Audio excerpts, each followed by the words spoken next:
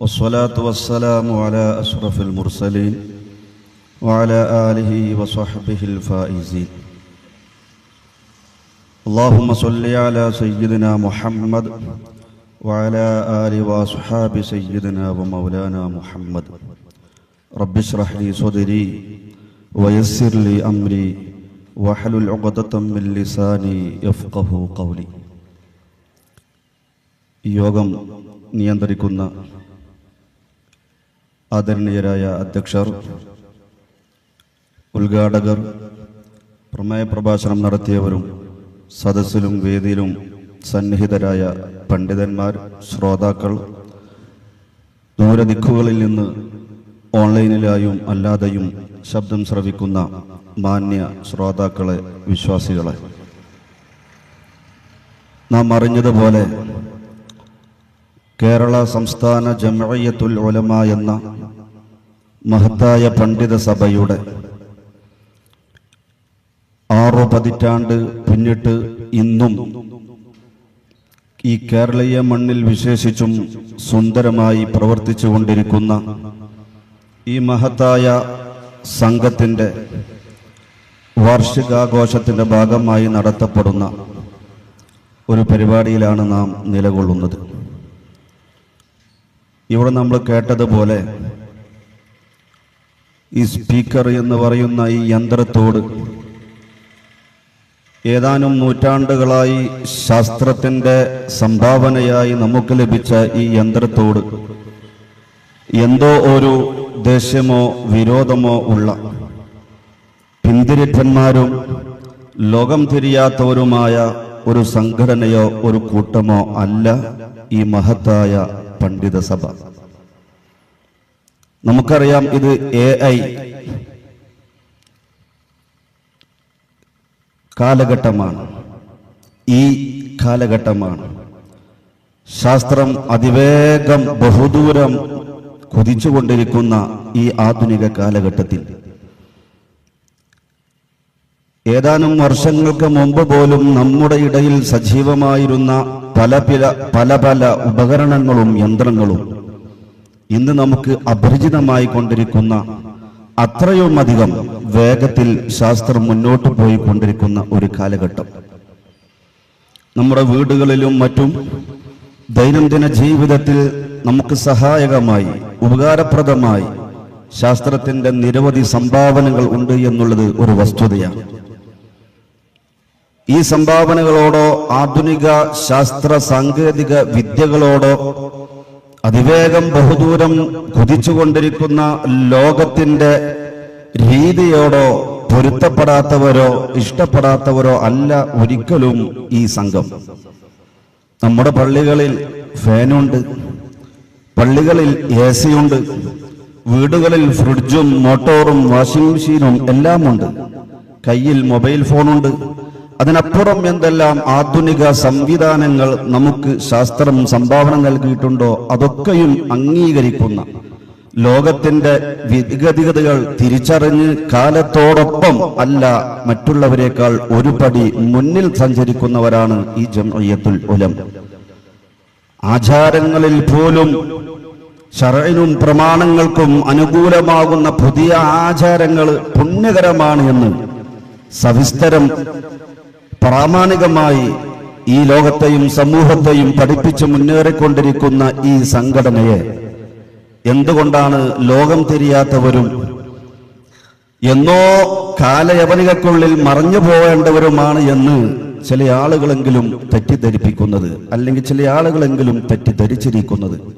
മറ്റൊന്നുമല്ല, ആരാധനകളിൽ അല്ലാഹു സുബ്ഹാനഹു വ തആല ഈ മനുഷ്യനെ സൃഷ്ടിച്ചതിന്റെ ലക്ഷ്യമായ ആരാധനകളിൽ മുത്തുനബി സ്വല്ലല്ലാഹു അലൈഹി വസല്ലം തങ്ങൾ നമുക്ക് പഠിപ്പിച്ചു തന്നിട്ടുള്ള ആരാധനകളിൽ ഇത്തരം പുതിയ പുതിയ കണ്ടെത്തലുകളും പരിഷ്കാരങ്ങളും അനുവദിക്കുന്നില്ല. അഥവാ ശർഇന് വിരുദ്ധമായ, ഇസ്ലാമിന് യോജിക്കാത്ത, ഫിഖ്ഹിന് അന്യമായിട്ടുള്ള പരിഷ്കാരങ്ങളും പുത്തൻ പ്രവണതകളും മാത്രമാണ് നമുക്ക് പ്രശ്നമുള്ളൂ. മറ്റുള്ള എന്തെല്ലാം ഭൗതികമാവട്ടെ, ആരാധനകളുടെ പുറംപൂച്ചിലാവട്ടെ പുറംഭാഗത്താവട്ടെ ആരാധനയുടെ അന്തസത്തയെ അതിന്റെ ഷർത്തുകളെയോ ഫർളുകളെയോ ബാധിക്കാത്ത ഏത് പരിഷ്കാരങ്ങളെയും യാതൊരു മടിയും കൂടാതെ ഉൾക്കൊള്ളുന്നവരാണ് നമ്മൾ എന്ന് പറയുമ്പോ ഇത് ലോകത്തിന്റെ ചലനവും ഗതിഗതികളുമെല്ലാം തിരിച്ചറിഞ്ഞ് മുന്നോട്ട് പോയിക്കൊണ്ടിരിക്കുന്ന സംഘം തന്നെയാണെന്ന് നമുക്ക് സധൈര്യം പറയാം. നോക്കൂ നിങ്ങൾ, എന്തെല്ലാം പുതിയ പുതിയ കണ്ടുപിടുത്തങ്ങളാണ് ലോകത്ത് നടന്നുകൊണ്ടിരിക്കുന്നത്. ഈ ഒരു യന്ത്രം ഏതാനും നൂറ്റാണ്ടുകൾക്ക് മുമ്പ് നമുക്ക് ശാസ്ത്രം സംഭാവന നൽകിയതാണ്. ഇതിന്റെ വിരോധികളായിരുന്നു ഈ സംഘടന എങ്കിൽ ഈ പ്രസംഗത്തിന് ഇത് ഉപയോഗിക്കുമായിരുന്നു. ഇതിന്റെ സംഘടനാ സമ്മേളനങ്ങൾക്ക്, സ്ഥാപനങ്ങളുടെ സമ്മേളനങ്ങൾക്ക്, മറ്റെല്ലാ ആവശ്യങ്ങൾക്കും ഇത് നമ്മൾ ഉപയോഗിക്കുന്നുണ്ടല്ലോ. അപ്പൊ ഇതിന് നമുക്ക് പ്രശ്നമില്ല. പിന്നെ എന്തെല്ലാം സംവിധാനങ്ങൾ. ഒന്ന് നോക്കൂ നിങ്ങൾ, നമ്മുടെ ശബ്ദം ഉച്ചത്തിൽ കേൾക്കുവാൻ വേണ്ടി, ശബ്ദം അപ്പുറത്തുള്ള ആളുകൾക്ക് കേൾക്കുവാൻ വേണ്ടി ശാസ്ത്രം പരിഹാരം കണ്ടെത്തിയിട്ടുള്ള ഒരു സംവിധാനമാണ് ഇത് എന്ന് നമുക്കറിയാം. ഇതില്ലാതെ സംസാരിച്ചാൽ ഈ അടുത്തിരിക്കുന്ന കുറച്ച് ആളുകൾ മാത്രമാണ് കേൾക്കുക. ശബ്ദം അപ്പുറത്തേക്ക് എത്തിക്കണം. അത് ശരിയായ ശബ്ദമാണോ യാന്ത്രിക ശബ്ദമാണോ ഇരിക്കട്ടെ, അപ്പുറത്തേക്ക് കേൾക്കുക എന്നുള്ള ആ ഒരു ഉപകാരത്തിന് വേണ്ടി, ആ ഒരു നേട്ടത്തിന് വേണ്ടി ശാസ്ത്രം നമുക്ക് നൽകിയതാണ് ഈ ലൗഡ് സ്പീക്കർ എങ്കിൽ, അതുപോലെ എന്തെല്ലാം പരിഷ്കാരങ്ങൾ. വീണ്ടും വീണ്ടും കേൾക്കുവാൻ, ഒരാൾ സംസാരിച്ച സംസാരം, പാട്ടുകള്, ഖുതുബകള്, ഇതെല്ലാം വീണ്ടും വീണ്ടും കേൾക്കുവാൻ ശാസ്ത്രം നൽകിയതാണല്ലോ വിവിധ തരത്തിലുള്ള റെക്കോർഡിംഗ് സംവിധാനങ്ങൾ. വിദൂരത്തുള്ള ആളുകളെയും മറ്റുള്ള നാടുകളിലുള്ള ആളുകളുമായും ആശയവിനിമയം നൽകാൻ, കമ്മ്യൂണിക്കേഷൻ നടത്തുവാൻ വേണ്ടി ശാസ്ത്രം നൽകിയിട്ടുള്ള ടെലിഫോണുകൾ, മറ്റുള്ള ആളുകളെ, ദൂരത്തുള്ള ആളുകളെ നമുക്ക് കാണുവാൻ നമുക്ക് സംവിധാനമില്ല. ആ ഒരു പ്രശ്നത്തിന് വേണ്ടി ശാസ്ത്രം നമുക്ക് നൽകിയതല്ലേ ടെലിവിഷനുകൾ, ലൈവുകൾ. തത്സമയം അവിടെ നടക്കുന്ന പ്രസംഗങ്ങളും അവിടെ നടക്കുന്ന സംഭവ വികാസങ്ങളും കാണുവാനും കേൾക്കുവാനും നമുക്ക് ശാസ്ത്രം സമ്മാനിച്ചിട്ടുള്ള സംഭാവനകളാണ് ഈ രൂപത്തിലുള്ള ലൈവ്. ഈ ഒരു പരിപാടി ഏതെല്ലാം ഭാഗത്ത് നിന്ന് ആളുകൾ വീക്ഷിച്ചു കൊണ്ടിരിക്കുന്നു. ഇത് നമുക്ക് ശാസ്ത്രം നൽകിയ വലിയൊരു സംഭാവനയല്ലേ, നേട്ടമല്ലേ? അത് അവിടെ നമ്മൾ ഒരുക്കിയിട്ടുണ്ട്. ആ ഒരു ശാസ്ത്രത്തിന്റെ ആധുനിക വിദ്യയോട്, സംഭാവനയോട് ഒരിക്കലും നമ്മൾ പുറംതിരിഞ്ഞു നിൽക്കുന്നില്ല. അതേപോലെ തന്നെ ഒരു ഭാഷയിൽ സംസാരിക്കുമ്പോ ആ ഒരു സംസാരം മറ്റൊരു ഭാഷയിൽ നമുക്ക് ശ്രവിക്കുവാനുള്ള ഏതെല്ലാം സംവിധാനങ്ങളാണ് പുതിയ ലോകത്ത് കണ്ടുപിടിച്ചിട്ടുള്ള ശാസ്ത്രം. സിമുലേറ്റനിയസ് ഇന്റർപ്രിട്ടേഷൻ. നമുക്കറിയാലോ, അന്താരാഷ്ട്ര കോൺഫറൻസുകളിലും സമ്മേളനങ്ങളിലുമെല്ലാം ആ ഒരു ആധുനിക യന്ത്രം, സംവിധാനം ഒരുക്കിയിട്ടുണ്ട്. ഒരു ഭാഷയിൽ പറയുമ്പോൾ മറ്റൊരു ഭാഷയിൽ നമുക്ക് കേൾക്കാം. ഖതീബ് മലയാളത്തിൽ ഖുതുബ ഓതിയാൽ കേൾക്കുന്ന നമുക്ക് അറബിൽ അത് കേൾക്കാം. ബംഗാളികൾ ഉണ്ട് എങ്കിൽ അവരുടെ ഭാഷയിൽ അവർക്ക് കേൾക്കാം. അതിനുള്ള ആധുനിക സംവിധാനങ്ങൾ ഇന്ന് ശാസ്ത്രം കണ്ടെത്തിയിട്ടുണ്ട്. അതുപോലെ നമ്മുടെ ടെക്സ്റ്റ്, ആ ടെക്സ്റ്റ് വോയിസായി, സംസാരമായി രൂപാന്തരപ്പെടുത്തുവാൻ ശാസ്ത്രത്തിന് ഇന്ന് പരിഹാരമുണ്ട്. TTS-ഉം STT-യും സ്പീച്ചിൽ നിന്ന് ടെക്സ്റ്റിലേക്കും, ടെക്സ്റ്റിൽ നിന്ന് സ്പീച്ചിലേക്കും. ഞാൻ വിശദീകരിക്കുന്നില്ല അതൊന്നും. എന്തെല്ലാം സംവിധാനങ്ങൾ. അതുപോലെ തന്നെ ഒരു വ്യക്തിയുടെ ഒരു സംസാരം കൃത്രിമമായി നിർമ്മിക്കുന്ന വോയിസ് ക്ലോണിങ്ങുകൾ, ഇതെല്ലാം ശാസ്ത്രം നമുക്ക് നൽകിയിട്ടുള്ള സംഭാവനകളാണ് എങ്കിൽ ഇതിനോട് പുറംതിരിഞ്ഞു നിൽക്കുന്നവരാണോ നമ്മൾ? ഒരിക്കലുമല്ല. ഈ സംവിധാനങ്ങളിലെല്ലാം, ഈ ശാസ്ത്രത്തിന്റെ പിടുത്തങ്ങളിലെല്ലാം എന്താണ് യഥാർത്ഥത്തിൽ നടക്കുന്നത്? നമുക്കറിയാം. ഇവിടെ നമ്മൾ ചർച്ച ചെയ്യുന്ന ഈ ഒരു സ്പീക്കർ എന്താണ് യഥാർത്ഥത്തിൽ? ഇവിടെ ചെറിയ രൂപത്തിൽ വിശദീകരിച്ചു, ശാസ്ത്രീയമായി തന്നെ വിശദീകരിച്ചു. അതിന്റെ ഒന്നും ആവശ്യമില്ലല്ലോ. ഈ ഒരു സ്പീക്കർ നമ്മുടെ ജുമുഅ ഖുതുബ അടക്കമുള്ള ആരാധനകളിൽ ഉപയോഗിക്കരുത് എന്ന് പറയുമ്പോൾ എന്താണ് അതിന്റെ പ്രശ്നം? ഈ കാണുന്ന മൈക്ക്, ഇതിന്റെ അപ്പുറത്ത് കാണുന്ന ആ ലൗഡ് സ്പീക്കർ എന്ന് പറയുന്ന ബോക്സ്, ആ ബോക്സിൽ നിന്ന് ഒരു ശബ്ദം ഉണ്ടാകുന്നു എന്നുള്ളത് ആരും നിരസിക്കുകയില്ല. ഇതിന് കൂടുതൽ ശാസ്ത്രീയമായ തെളിവുകൾ വേണ്ട. ലൗഡ് സ്പീക്കറിന്റെയോ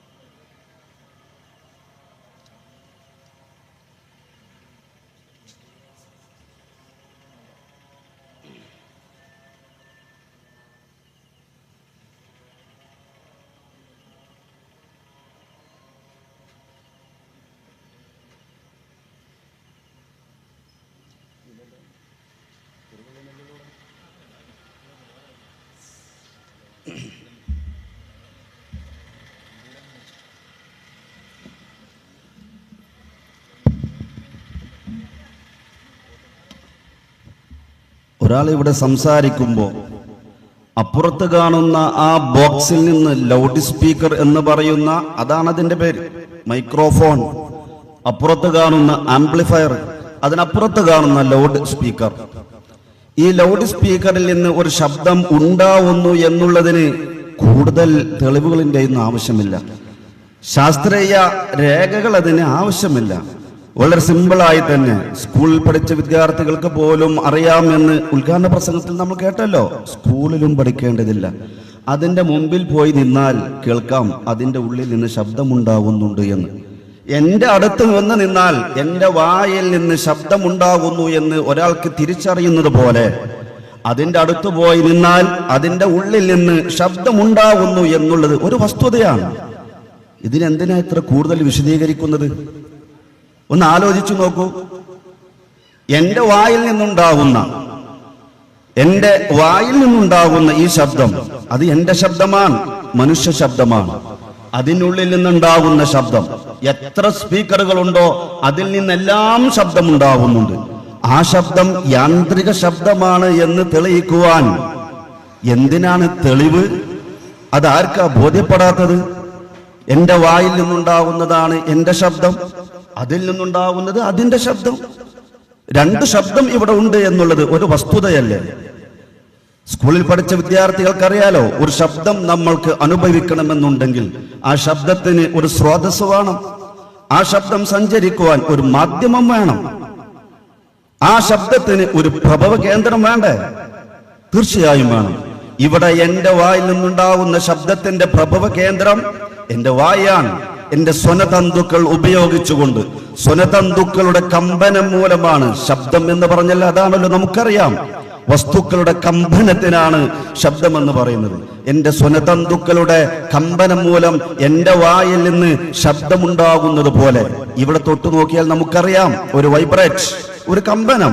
ഇത് മൂലമാണ് എൻ്റെ വായിൽ നിന്ന് ശബ്ദം പുറത്തു വരുന്നത് എങ്കിൽ അതുപോലെ ആ ലൗഡ് സ്പീക്കറിന്റെ, ആ വസ്തുവിന്റെ, യന്ത്രത്തിന്റെ ഉള്ളിലുള്ള ഡയഫ്രം എന്ന് പറയുന്ന വസ്തുവിന്റെ കമ്പനം മൂലമാണ് ശബ്ദമുണ്ടാകുന്നത് എന്ന് ആർക്കാണ് അറിഞ്ഞുകൂടാത്തത്? അത് ആ രൂപത്തിൽ അതിന്റെ പേരുകളും കാര്യങ്ങളൊക്കെ ശാസ്ത്രീയമായി പഠിച്ച ആളുകൾക്ക് അറിയുള്ളൂ എങ്കിൽ അതിന്റെ ഉള്ളിൽ നിന്നൊരു ശബ്ദം ഉണ്ടാകുന്നുണ്ട് എന്നുള്ളത് തെളിയിക്കുവാൻ ഒരു പണ്ഡിത സംഘടന വേണോ? ഒരു ശാസ്ത്രീയ ഗ്രന്ഥം വേണോ? ഒരല്പമെങ്കിലും ബോധമുള്ള ഏതാളുകൾക്കും തിരിയും. അപ്പൊ രണ്ട് ശബ്ദമുണ്ട് എന്നുള്ളത് ഒരു വസ്തുതയാണ്.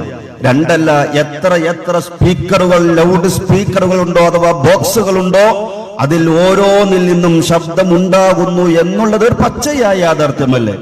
അത്രയും ശബ്ദങ്ങൾ ഇവിടെ ഓരോ ശബ്ദ പ്രഭവ കേന്ദ്രങ്ങളിൽ നിന്ന് ഉണ്ടാകുന്നു എങ്കിൽ ഇതെല്ലാം ഒരാളുടെ വായിൽ നിന്നുണ്ടാകുന്നതാണ് എന്നാണോ മറുപക്ഷം പറയുന്നത്? ഒരാളും അങ്ങനെ പറയില്ല. ഇവിടെയാണ് പിന്തിരിപ്പന്നയം. ഇത് ആരാധനകളിലും ഇബാദത്തുകളിലും വേണ്ടെന്ന് പറയുന്നതല്ല. ഇപ്പോഴും ഇതിൽ സംസാരിക്കുമ്പോ സംസാരിക്കുന്നയാളുടെ തനതായ സൗണ്ട്, അതേ ഇസൽ, അതേ രൂപത്തിൽ, അതേ സ്വഭാവത്തിലാണല്ലോ അതിലൂടെ കേൾക്കുന്നത്. അതുകൊണ്ട് അതിൽ നിന്നുണ്ടാകുന്നത് ഇത് തന്നെയാണെന്ന് പറയുന്നതിനല്ലേ പിന്തിരിപ്പൻ നിലപാടെന്നും ശാസ്ത്രം തിരിയാത്തവരെന്നും ലോകത്തെക്കുറിച്ചുള്ള ഒരു വിവരവും വിദ്യാഭ്യാസവും ഇല്ലെന്നും പറയേണ്ടത്? ആർക്കാണ് അറിഞ്ഞുകൂടാത്തത്? ഈ ഒരു ശബ്ദം ഉച്ചത്തിൽ ഉണ്ടാകുന്ന, അഥവാ അതിൽ നിന്ന് ഉച്ചത്തിൽ ശബ്ദമുണ്ടാകുന്നു, ലൗഡ് സ്പീക്കർ. ആ പേരിലാണ് ചില ആളുകൾക്ക് ഉച്ചത്തിൽ സംസാരിക്കുന്നതാണ്, അഥവാ സംസാരിക്കുന്നവന്റെ ശബ്ദം ഉച്ചത്തിലാക്കുന്ന ധർമ്മമാണത്രേ ലൗഡ് സ്പീക്കറിന്റെ പ്രവർത്തനം. സംസാരിക്കുന്നവന്റെ ശബ്ദം ഉച്ചത്തിലാക്കുക അല്ല. രണ്ട് ശബ്ദമുണ്ട്, അതിന്റെ ഉള്ളിൽ നിന്ന് ഉച്ചത്തിൽ ശബ്ദമുണ്ടാകുന്നു. എൻ്റെ വായിൽ നിന്ന് പതുക്കെ ചെറിയ ശബ്ദത്തിൽ ശബ്ദമുണ്ടാകുന്നുവെങ്കിൽ അതിന്റെ ഉള്ളിൽ നിന്ന് നമുക്ക് ഇഷ്ടം പോലെ ശബ്ദമുണ്ടാക്കുവാൻ സാധിക്കും. അതിന്റെ ഉള്ളിൽ നിന്നുണ്ടാകുന്ന ശബ്ദം എനിക്ക് മാത്രമല്ല, അത് കൂട്ടുവാനും കുറക്കുവാനും പറ്റുന്നത്. അവിടെ ഇരിക്കുന്നയാൾക്ക് അതിൽ നിന്നുണ്ടാകുന്ന ശബ്ദത്തെ കൂട്ടുവാനും കുറക്കുവാനും പറ്റില്ലേ? ഞാൻ സംസാരിക്കുന്ന ശബ്ദമാണോ അത്? അതെങ്ങനെ അദ്ദേഹം കൂട്ടും? അതെങ്ങനെ അദ്ദേഹം കുറക്കും? യാന്ത്രിക ശബ്ദമായ ആ ശബ്ദത്തെയാണ് കുറക്കുന്നതും വോള്യം കുറക്കുന്നതും വോള്യം കൂട്ടുന്നതിനുമനുസരിച്ച് കൂടുന്നതും കുറയുന്നതുമെങ്കിൽ അതിൽ നിന്നുണ്ടാകുന്നത് വേറെ തന്നെയായ ഒരു യാന്ത്രിക ശബ്ദമാണ് എന്നുള്ളത് ആർക്കും പച്ചയായി ബോധ്യപ്പെടുന്ന ഒരു പരമാർത്ഥമാണ്. അവിടെ ആ പേരിൽ പിടിച്ചുകൊണ്ട് ലൗഡ് സ്പീക്കർ ഉച്ചത്തിൽ സംസാരിക്കുന്നത് അഥവാ ശബ്ദത്തെ വലുതാക്കുന്നത് എന്ന് അങ്ങ് പറഞ്ഞു പോകുന്നത് എത്രത്തോളം നാണക്കേടാണ്.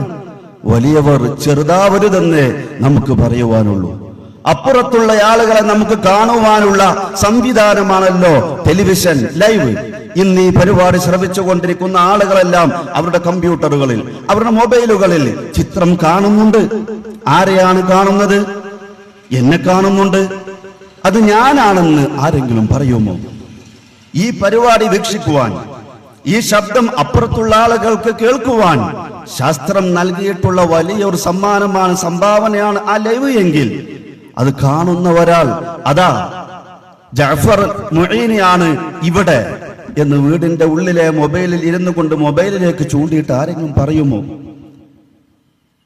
ഒരു കള്ളൻ ഒരു CCTV ക്യാമറയിൽ പതിയുമ്പോ അതാ കള്ളൻ എന്ന് ആരെങ്കിലും പറയുമോ? ആ കള്ളനെ പിടിച്ച് എറിയുമോ? ആ കള്ളനെ പിടിച്ച് അടിക്കുമോ? ഇതൊക്കെ എത്രത്തോളം വിഡ്ഢിത്തമാണ്. ഈ കാലഘട്ടത്തിലും യന്ത്രത്തിൽ നിന്നുണ്ടാകുന്ന ശബ്ദം യാന്ത്രിക ശബ്ദമല്ല, അത് മനുഷ്യ ശബ്ദമാണ് എന്ന് പറയുന്ന ആളുകളോട് എന്തു പറയാൻ? ഒരാൾ ടെക്സ്റ്റ് ചെയ്ത് അത് വോയിസ് രൂപത്തിലാക്കുന്ന ആ ഒരു സംവിധാനത്തിൽ ഖത്തീബ് മിമ്പറിൽ നിന്ന് മൊബൈലിൽ അല്ലെങ്കിൽ കമ്പ്യൂട്ടറിൽ ടെക്സ്റ്റ് ചെയ്യുന്നു. ആധുനിക ശാസ്ത്ര സാങ്കേതിക വിദ്യയുടെ സഹായത്താൽ 39 ആളുകളുടെയും ചെവിയിലേക്ക് അത് വോയിസ് ആയിട്ട്, സ്പീച്ചായിട്ട് കേൾക്കാൻ സാധിക്കുന്നു. എന്ത് പറയും? ആരുടെ ശബ്ദമാണത്? ഖത്തീബിന്റെ ശബ്ദമോ? ഖത്തീബ് അവിടെ സംസാരിച്ചിട്ടുണ്ടോ? ഭാഷകൾ മാറ്റുന്ന ഇലക്ട്രോണിക് ട്രാൻസ്ലേഷനുകളുള്ള ഈ കാലത്ത് മലയാളത്തിൽ ഒരു ഖത്തീബ് ഖുതുബ ഓതുന്നു, അത് അറബിയിലേക്ക് മൊഴിമാറ്റം നടത്തുന്നു യന്ത്രം. ഇവിടെ അറബിയിൽ ഖുതുബ ഓതുന്നുണ്ടോ? ആ ഖത്തീബിന്റെ അതേ ശബ്ദം തന്നെയാണ് കേൾക്കുക. ഇപ്പൊ ഞാനാണ് സംസാരിക്കുന്നത് എങ്കിൽ എന്റെ ശബ്ദം കേട്ട് പരിചയമുള്ള ആളുകൾ അതിലൂടെ കേട്ടാലും പറയും അത് ഞാനാണ് എന്ന്. പറയും എന്നാ പറയുന്നത്. പറയുന്നതെല്ലാം യാഥാർത്ഥ്യമാണോ? 40 ആളുകളെ കേൾപ്പിക്കുക, ഇതല്ലേ ജുമാന്റെ ഖുതുബന്റെ ഷർത്തുള്ളൂ? നിസ്സാരമായി അങ്ങ് പറഞ്ഞു പോവുകയാണ്. ഇതല്ലേ? ഇവിടെ ഒരാൾ 1.5 മണിക്കൂർ നിന്ന് പ്രസംഗിച്ചാൽ ഈ അഹൂജയുടെ മൈക്കാണ് കേൾപ്പിച്ചത്, ഈ സംസാരിച്ചയാളല്ല കേൾപ്പിച്ചത് എന്ന് ആരെങ്കിലും പറയുമോ എന്നാ? ശരിയാണ്, ആരും പറയൂല. മൈക്കല്ല സംസാരിച്ചത്, ഈ സംസാരിക്കുന്നവൻ തന്നെയാണ് സംസാരിച്ചതെന്ന് പറയും. അത് സംസാരത്തിലോ ലൗഡ് സ്പീക്കറിലോ മാത്രമല്ലല്ലോ, ലൈവിൽ കാണുന്നയാളും ഇതും TV ആണ് സംസാരിക്കുന്നത്, TV ആണ് കാണുന്നത് ആരും പറയൂല. പറയുന്നത് ആരുടെ ചിത്രമാണോ കാണുന്നത് അയാൾ സംസാരിക്കുന്നു, അയാൾ നമ്മൾ കാണുന്നു എന്ന് തന്നെയാണ് പറയുക. ആ ഫ്ലക്സിൽ കാണുന്ന ആ ചിത്രം ഏതെങ്കിലും ഒരു വ്യക്തിയുടേതാണെങ്കിൽ അത് തങ്ങളാണ്, ഇന്നാൽ ഇന്നയാളാണ് എന്ന് തന്നെയല്ലേ പറയുക.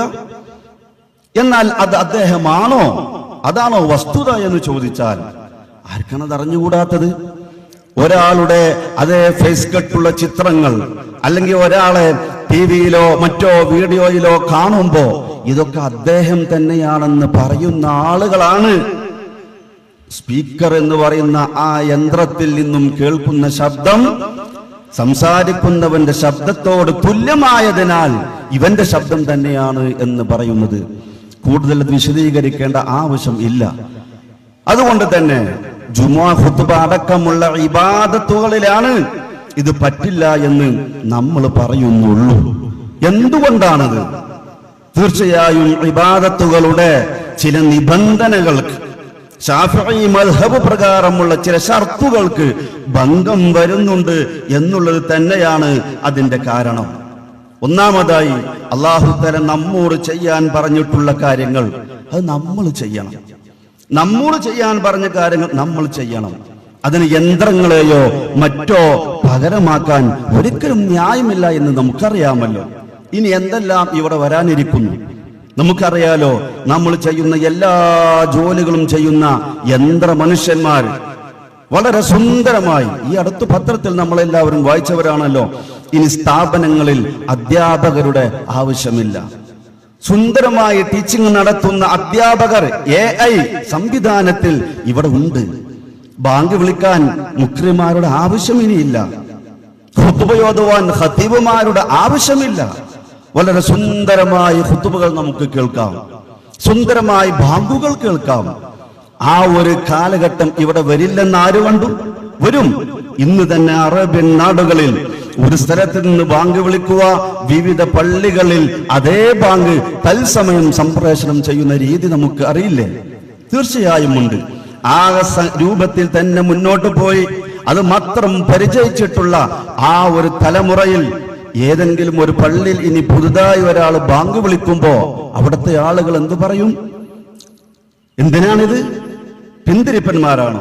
ഈ ആധുനിക കാലഘട്ടത്തിലും എന്തിനാണ് ഇനി ഇവിടെയായിട്ട് ഒരു മുക്രിയും ഇവിടെയായിട്ടൊരു ബാങ്കും എന്ന് തന്നെയല്ലേ പുതിയ തലമുറ അവരോട് ചോദിക്കുക? തീർച്ചയായും ചോദിക്കും. ഇവിടെ എത്തിയിട്ടില്ല. ഏതെല്ലാം ശാസ്ത്ര സാങ്കേതിക വിദ്യയുടെ പുതിയ പുതിയ ശാസ്ത്രത്തിന്റെ സംഭാവനകൾ നേരത്തെ നമ്മൾ പറഞ്ഞോ, അതൊക്കെയും ഇവിടെ വരാം. വരുമ്പോ നമ്മളെല്ലാവരും അതിനെ എതിർക്കും. അവിടെ സമസ്തയും സംസ്ഥാനയും എല്ലാവരും ഉണ്ടാകുമെന്ന് തന്നെയാണ് നമ്മൾ പ്രതീക്ഷിക്കുന്നത്. ഏതോ ഒരു ദൗർഭാഗ്യകരമായ ഘട്ടത്തിൽ പാസാക്കി പോയതാണ് ഈ യന്ത്രത്തിന് പ്രശ്നമില്ല, ലൗഡ് സ്പീക്കറാണ് എന്ന് പറയുന്ന, അഥവാ ശബ്ദത്തെ ഉയർത്തുക മാത്രമാണ് ചെയ്യുന്നത് എന്ന ഏതോ ചില പാവങ്ങൾ, ശാസ്ത്രം തിരിയാത്ത ഏതോ ചില മൂല്യന്മാരുടെ വാക്കുകൾ കേട്ട് ചെയ്യുന്നത്. കണ്ണടയിലൂടെ കാണുന്നത് കണ്ണടയല്ലല്ലോ എന്ന് മനസ്സിലാക്കുന്ന ആ ആളുകൾ തന്നെയാണ് ഇതിലൂടെ പറയുമ്പോൾ അതിൽ നിന്നുണ്ടാവുന്ന യന്ത്രശബ്ദം മനുഷ്യ ശബ്ദം തന്നെയാണ്, പ്രശ്നമില്ല എന്ന് അവർ പറയുന്നത്. ഈ രൂപത്തിൽ നമ്മൾ മനസ്സിലാക്കുമ്പോ ഇതും അത്രയേ ഉള്ളൂ. ഇതൊരു പുതിയ വാദമല്ല, ഇത് പഴയ വാദമാണ്. തലമുറകൾ പാരമ്പര്യമായി കൈമാറി വന്നിട്ടുള്ളതാണ് ഈ യന്ത്രമില്ലാത്ത ജുമുഅ. ആ ജുമുഅയിലേക്കാണ് നമ്മൾ ക്ഷണിക്കുന്നത്. സ്പീക്കറില്ലാത്ത പ്രസംഗമല്ല, സ്പീക്കറില്ലാത്ത ഭൗതിക പരിപാടികളല്ല. അതൊക്കെയും നമ്മൾ അംഗീകരിക്കുമ്പോഴും ജുമുഅ ഖുതുബക്ക് ഒരിക്കലും ഇത് അരുതേ എന്ന് മാത്രമേ, അതുപോലത്തെ ആരാധനകളിൽ ഇത് വെക്കരുത് എന്നേ നമ്മൾ പറയുന്നുള്ളൂ. എന്താ പ്രശ്നം? ഖതീബ് തന്റെ ശബ്ദം തന്നെ അവിടെ കേൾപ്പിക്കണം. ഇസ്മാഉ 40 ആളുകൾ കേൾപ്പിക്കണം. എത്രയല്ലേ ഉള്ളൂ? അത്രയേ പറഞ്ഞിട്ടുള്ളൂ. ശരി തന്നെ. പക്ഷെ എന്താണത്? ഫുഖഹായിന്റെ ഇബാറത്തുകളെ വളരെ നിസ്സാരമായി ഓതി അങ്ങ് പോകുന്ന, വായിച്ചാർത്ഥം വെച്ച് പോകുന്ന ആ ഒരു ശൈലി സുന്നികൾക്ക് ഒരിക്കലും യോജിച്ചതല്ല. ഇസ്മാ എന്ന് പറയുമ്പോൾ വളരെ ലളിതമായി ഞാൻ പറയട്ടെ, എല്ലാവർക്കും തിരിയുന്ന രൂപത്തിൽ അവൻ കേൾപ്പിക്കണമെന്നാണ് അതിന്റെ അർത്ഥം. അവൻ ആരാണ്? അവൻ ആരാണോ ഖുതുബയോതുന്ന ഖതീബ് എങ്കിൽ ആ ഖതീബ് കേൾപ്പിക്കണം. ആരെ കേൾപ്പിക്കണം? 39 പേരെ കേൾപ്പിക്കണം. എന്തു കേൾപ്പിക്കണം? അവന്റെ ശബ്ദം കേൾപ്പിക്കണം. അതെങ്ങനെയാണ് അത് ഉണ്ടാവുക എന്ന് ഇമാമുകൾ തന്നെ വ്യക്തമായി വിശദീകരിച്ചിട്ടുണ്ട്. ആ ഖതീബ് തന്നെ ഉയർത്തണം സൗതഹു, അവന്റെ ശബ്ദത്തെ. പോരാ, ആ ശബ്ദം 39 ആളുകൾ കേൾക്കുകയും വേണം. ഇത് വിശദീകരിക്കാത്ത ശാഫിഈ മദ്ഹബിലെ ഗ്രന്ഥങ്ങളുണ്ടോ? ചെറുതുണ്ടോ വലുതുണ്ടോ? സകലമായ ഗ്രന്ഥങ്ങളിലും വ്യക്തമായി പറഞ്ഞിട്ടുള്ള പരമാർത്ഥമല്ല ഇത്. ഇനി ലൗഡ് സ്പീക്കർ ശബ്ദം മാറ്റുന്നില്ല, ഉച്ചത്തിലാക്കുകയാണെന്ന് പറയുന്ന ആളുകൾക്കും അത് പറ്റുമോ? ഖതീബ് ഉയർത്തണം. ഈ യന്ത്രം ഉയർത്തിയാൽ പോരാ. അപ്പുറത്ത് നിന്ന് മുക്രിക്ക വോളിയം കൂട്ടി ഖതീബ് പതുക്കെ സംസാരിച്ചത് അടുത്തുള്ള ആളുകൾ കേൾക്കുന്ന രൂപത്തിൽ പതുക്കെ ഖതീബ് ഖുതുബയോതി, മുക്രിക്ക വോളിയം കൂട്ടി 40 ആളുകൾ കേട്ടു. മതിയാകുമോ? ആരും പറയില്ലല്ലോ മതിയാകുമെന്ന്. ലൗഡ് സ്പീക്കറിന് ആ അർത്ഥം പറഞ്ഞുകൊണ്ട് ശബ്ദം മാറുന്നില്ലെന്ന് പറയുന്ന ആളുകളും പറയുന്നില്ല അത് മതിയാകുമെന്ന്. എന്തുകൊണ്ട്? ഖതീബ് തന്നെ ഉയർത്തണം. ഇത് ലൗഡ് സ്പീക്കറാണ്, അതിനൊരു മാധ്യമമായി, ഒരു സഹായകമായി ഒരു യന്ത്രം വെച്ചു എന്നല്ലേ ഉള്ളൂ. അതിനോട് പിന്തിരിഞ്ഞു നിൽക്കേണ്ടതുണ്ടോ എന്ന് അവരോട് തിരിച്ചു ചോദിച്ചാൽ അവർക്ക് മറുപടിയില്ല. ഇത് തന്നെ നമ്മളും പറയുന്നുള്ളൂ. അവൻ ഉയർത്തണം, അത് കേൾക്കണം. മറ്റു ശബ്ദങ്ങളെ കൊണ്ട് ആ ഖുതുബ കേട്ടിട്ടില്ലെങ്കിലോ ഇവൻ എത്ര ഉയർത്തിയിട്ടും കാര്യമില്ല. ഖതീബ് തന്റെ തനതായ ശബ്ദം ഒരു യന്ത്രവുമില്ലാതെ ഉച്ചത്തിൽ പറയുന്നു.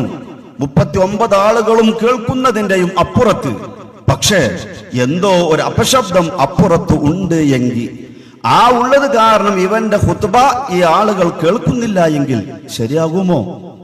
ആരും പറയും ശരിയാവുകയില്ല. ഇവിടെ അതല്ല യഥാർത്ഥത്തിൽ നടക്കുന്നത്.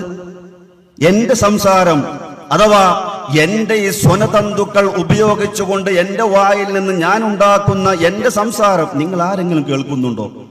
ഇല്ലല്ലോ. അതിൽ നിന്നുണ്ടാകുന്നതല്ലേ നിങ്ങളെല്ലാവരും കേൾക്കുന്നത്. ആ യന്ത്രത്തിൽ നിന്നുണ്ടാകുന്നത് യാന്ത്രിക ശബ്ദമാണ് എന്ന് പറയേണ്ടതുണ്ടോ?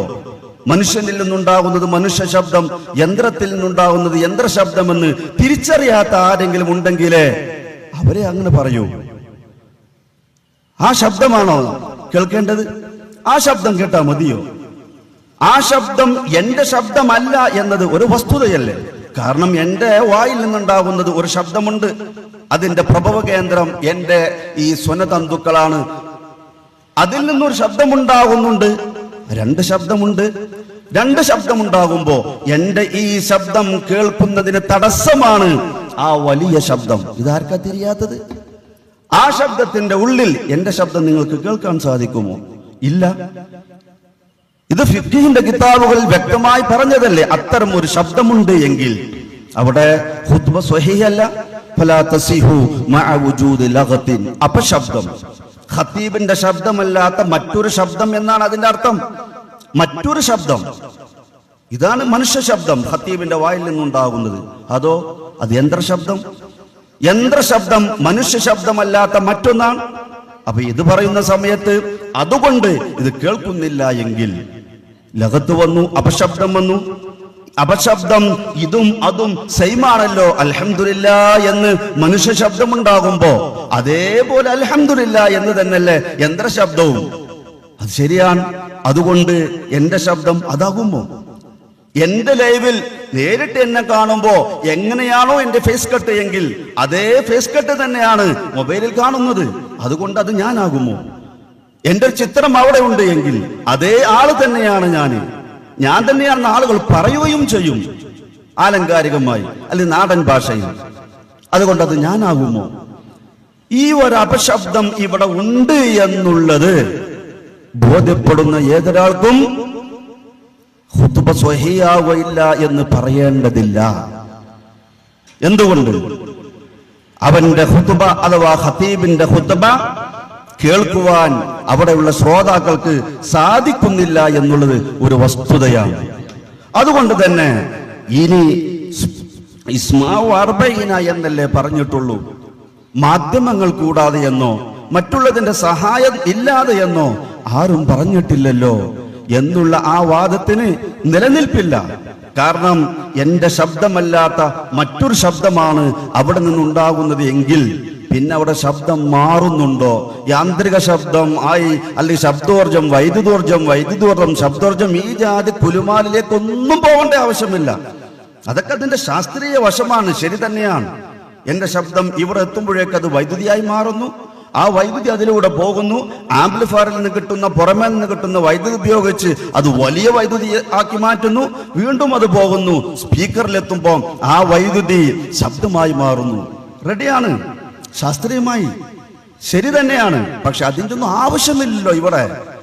അതുകൊണ്ട് മാധ്യമമില്ലാതെ എന്നോ അല്ലെങ്കിൽ മറ്റുള്ളതിന് സഹായമില്ലാതെ എന്നോ ഫുഖഹാ പറഞ്ഞിട്ടില്ലല്ലോ.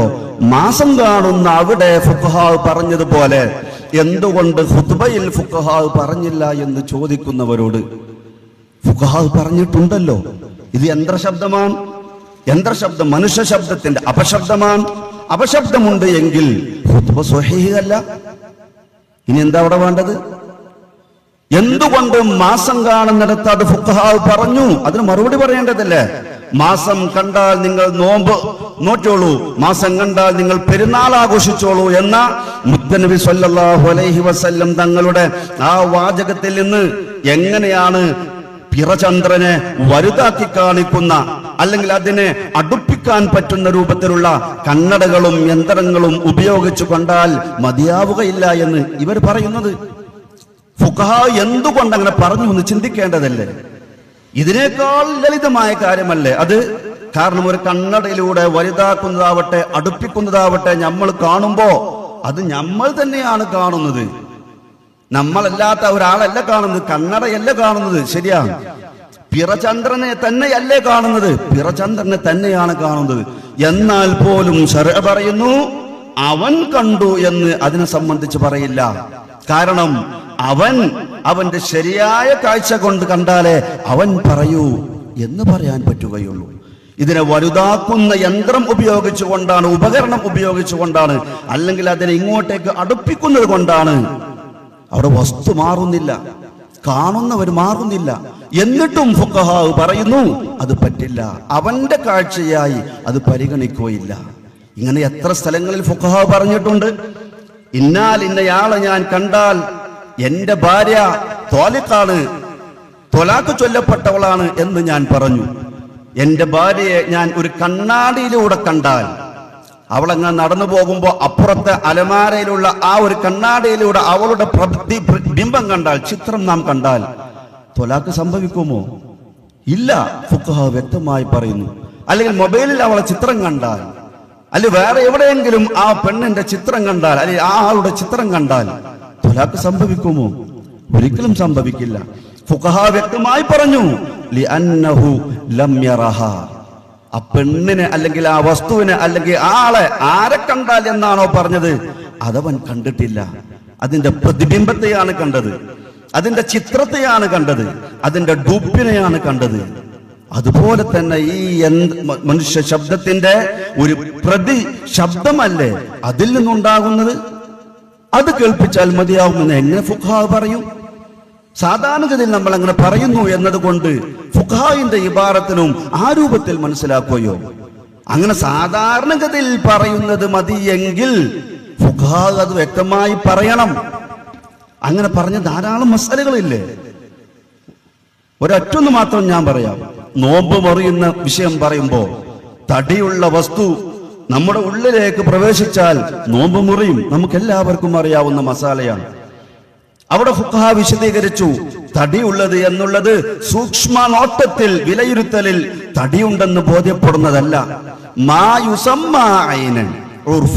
സാധാരണയിൽ തടിയുള്ളത് എന്ന് പറയപ്പെടുന്നതാണോ അത് ചേർന്നാൽ അപ്പോഴാണ് നോമ്പ് മുറിയുക.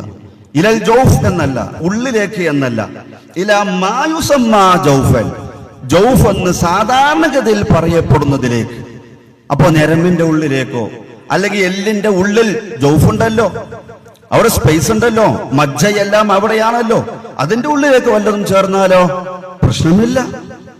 കണങ്കാലിന്റെ എല്ലിന്റെ ഉള്ളിലേക്ക് പ്രവേശിച്ചാൽ കുഴപ്പമില്ല. എന്തുകൊണ്ട്?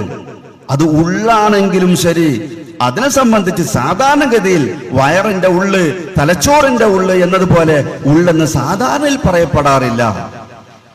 അപ്പൊ സാധാരണയിൽ പറയപ്പെടുന്ന കാര്യമാണെങ്കിൽ ഫുഖഹാ അത് പ്രത്യേകം പറയും. അങ്ങനെ ഖുതുബയുടെ വിഷയത്തിൽ പറഞ്ഞിട്ടുണ്ടോ? ഒരിക്കലും പറഞ്ഞിട്ടില്ലെന്ന് മാത്രമല്ല, സൗതഹു അവന്റെ ശബ്ദം, അവന്റെ ശബ്ദം എന്ന് പറഞ്ഞാൽ ഖതീബിന്റെ ശബ്ദം അഥവാ മനുഷ്യ ശബ്ദം തന്നെ കേൾപ്പിക്കണമെന്ന് വ്യക്തമായി പഠിപ്പിക്കുമ്പോ പിന്നെ മറ്റുള്ള എന്ത് സംശയങ്ങൾക്കാണ് അവിടെ പ്രസക്തിയുള്ളത്? എന്താണ് ഇതിന്റെ രഹസ്യം? ഒരു യന്ത്രത്തിന്റെ സഹായത്തോടുകൂടെ നമുക്ക് എന്തുകൊണ്ട് അത് കേൾപ്പിച്ചുകൂടാ? അവിടെയാണ് ശർഇന്റെ രഹസ്യം നമ്മൾ മനസ്സിലാക്കേണ്ടത്. നമ്മോടാണ് അല്ലാഹു തആലാന്റെ കൽപ്പനയുള്ളത്. നിങ്ങൾ നിസ്കരിക്കണം, നിങ്ങൾ നോമ്പ് നോൽക്കണം, നിങ്ങൾ അത് ചെയ്യണം, നിങ്ങൾ പറയണം, നിങ്ങൾ വിശ്വസിക്കണം. എഴുതേണ്ടത് നമ്മൾ എഴുതണം, പറയേണ്ടത് നമ്മൾ പറയണം എന്ന് പരിശുദ്ധമായ ശരീഅത്ത് നമ്മോട് പറയുമ്പോ നാം എഴുതുന്നു. അത് ഒരു യന്ത്രം വോയിസ് ആക്കുമ്പോ നമ്മോട് എഴുതാൻ പറഞ്ഞത് അവിടെ നടക്കുമ്പോ, നമ്മോട് സംസാരിക്കാൻ പറഞ്ഞത് അവിടെ നടക്കുമോ? ഒരിക്കലുമില്ല. അത് യന്ത്രത്തിന്റെ എഴുത്താണെന്നും യന്ത്രത്തിന്റെ വോയിസ് ആണെന്നും നമ്മോട് അറബിൽ പറയാൻ പറഞ്ഞിട്ടുള്ളത് യന്ത്രം അറബിലാക്കി തന്നാൽ അത് നമ്മുടെ അറബ് ഭാഷയല്ല എന്നും ആർക്കാ തിരിയാത്തത്? എല്ലാവർക്കും അത് തിരിയുകയില്ലേ? അപ്പൊ നമ്മോട് ചെയ്യാൻ പറഞ്ഞ കാര്യം നമ്മൾ ചെയ്യണം. ഒരൊറ്റ ഉദാഹരണങ്ങൾ കൂടെ പറയട്ടെ, ഒരൊറ്റ ഉദാഹരണം കൂടെ മാത്രം. പണ്ഡിതന്മാർക്ക് ഓൺലൈൻ വഴി കേൾക്കുന്ന ഉലമാക്കൾ ഉണ്ടാകുമല്ലോ, ബോധമുള്ള ആളുകൾ ഉണ്ടാകുമല്ലോ, അവർക്ക് വേണ്ടി കച്ചവടം നടക്കുന്ന സമയത്ത് ശരിയായ കച്ചവടമാകണമെന്നുണ്ടെങ്കിൽ ഈജാബ്, കബൂല് എന്നീ രണ്ട് വാചകങ്ങൾ വേണമല്ലോ. ഇത് ഇത്ര രൂപയ്ക്ക് നിനക്ക് ഞാൻ വിറ്റു, ഞാനത് സ്വീകരിച്ചു. ഇത് രണ്ടും അങ്ങോട്ടും ഇങ്ങോട്ടും അവർ പറയണം. അത് ശബ്ദമുയർത്തി പറയണം. ശബ്ദം ഉയർത്തുമ്പോ അടുത്തുള്ള ആളുകൾ കേൾക്കുന്ന രൂപത്തിലായിരിക്കണം. വയകൂന തകല്ലുമു കുല്ലിൻ ബിഹൈസു യസ്മഉഹു മൻ യഖ്റുബുഹു ആദതൻ.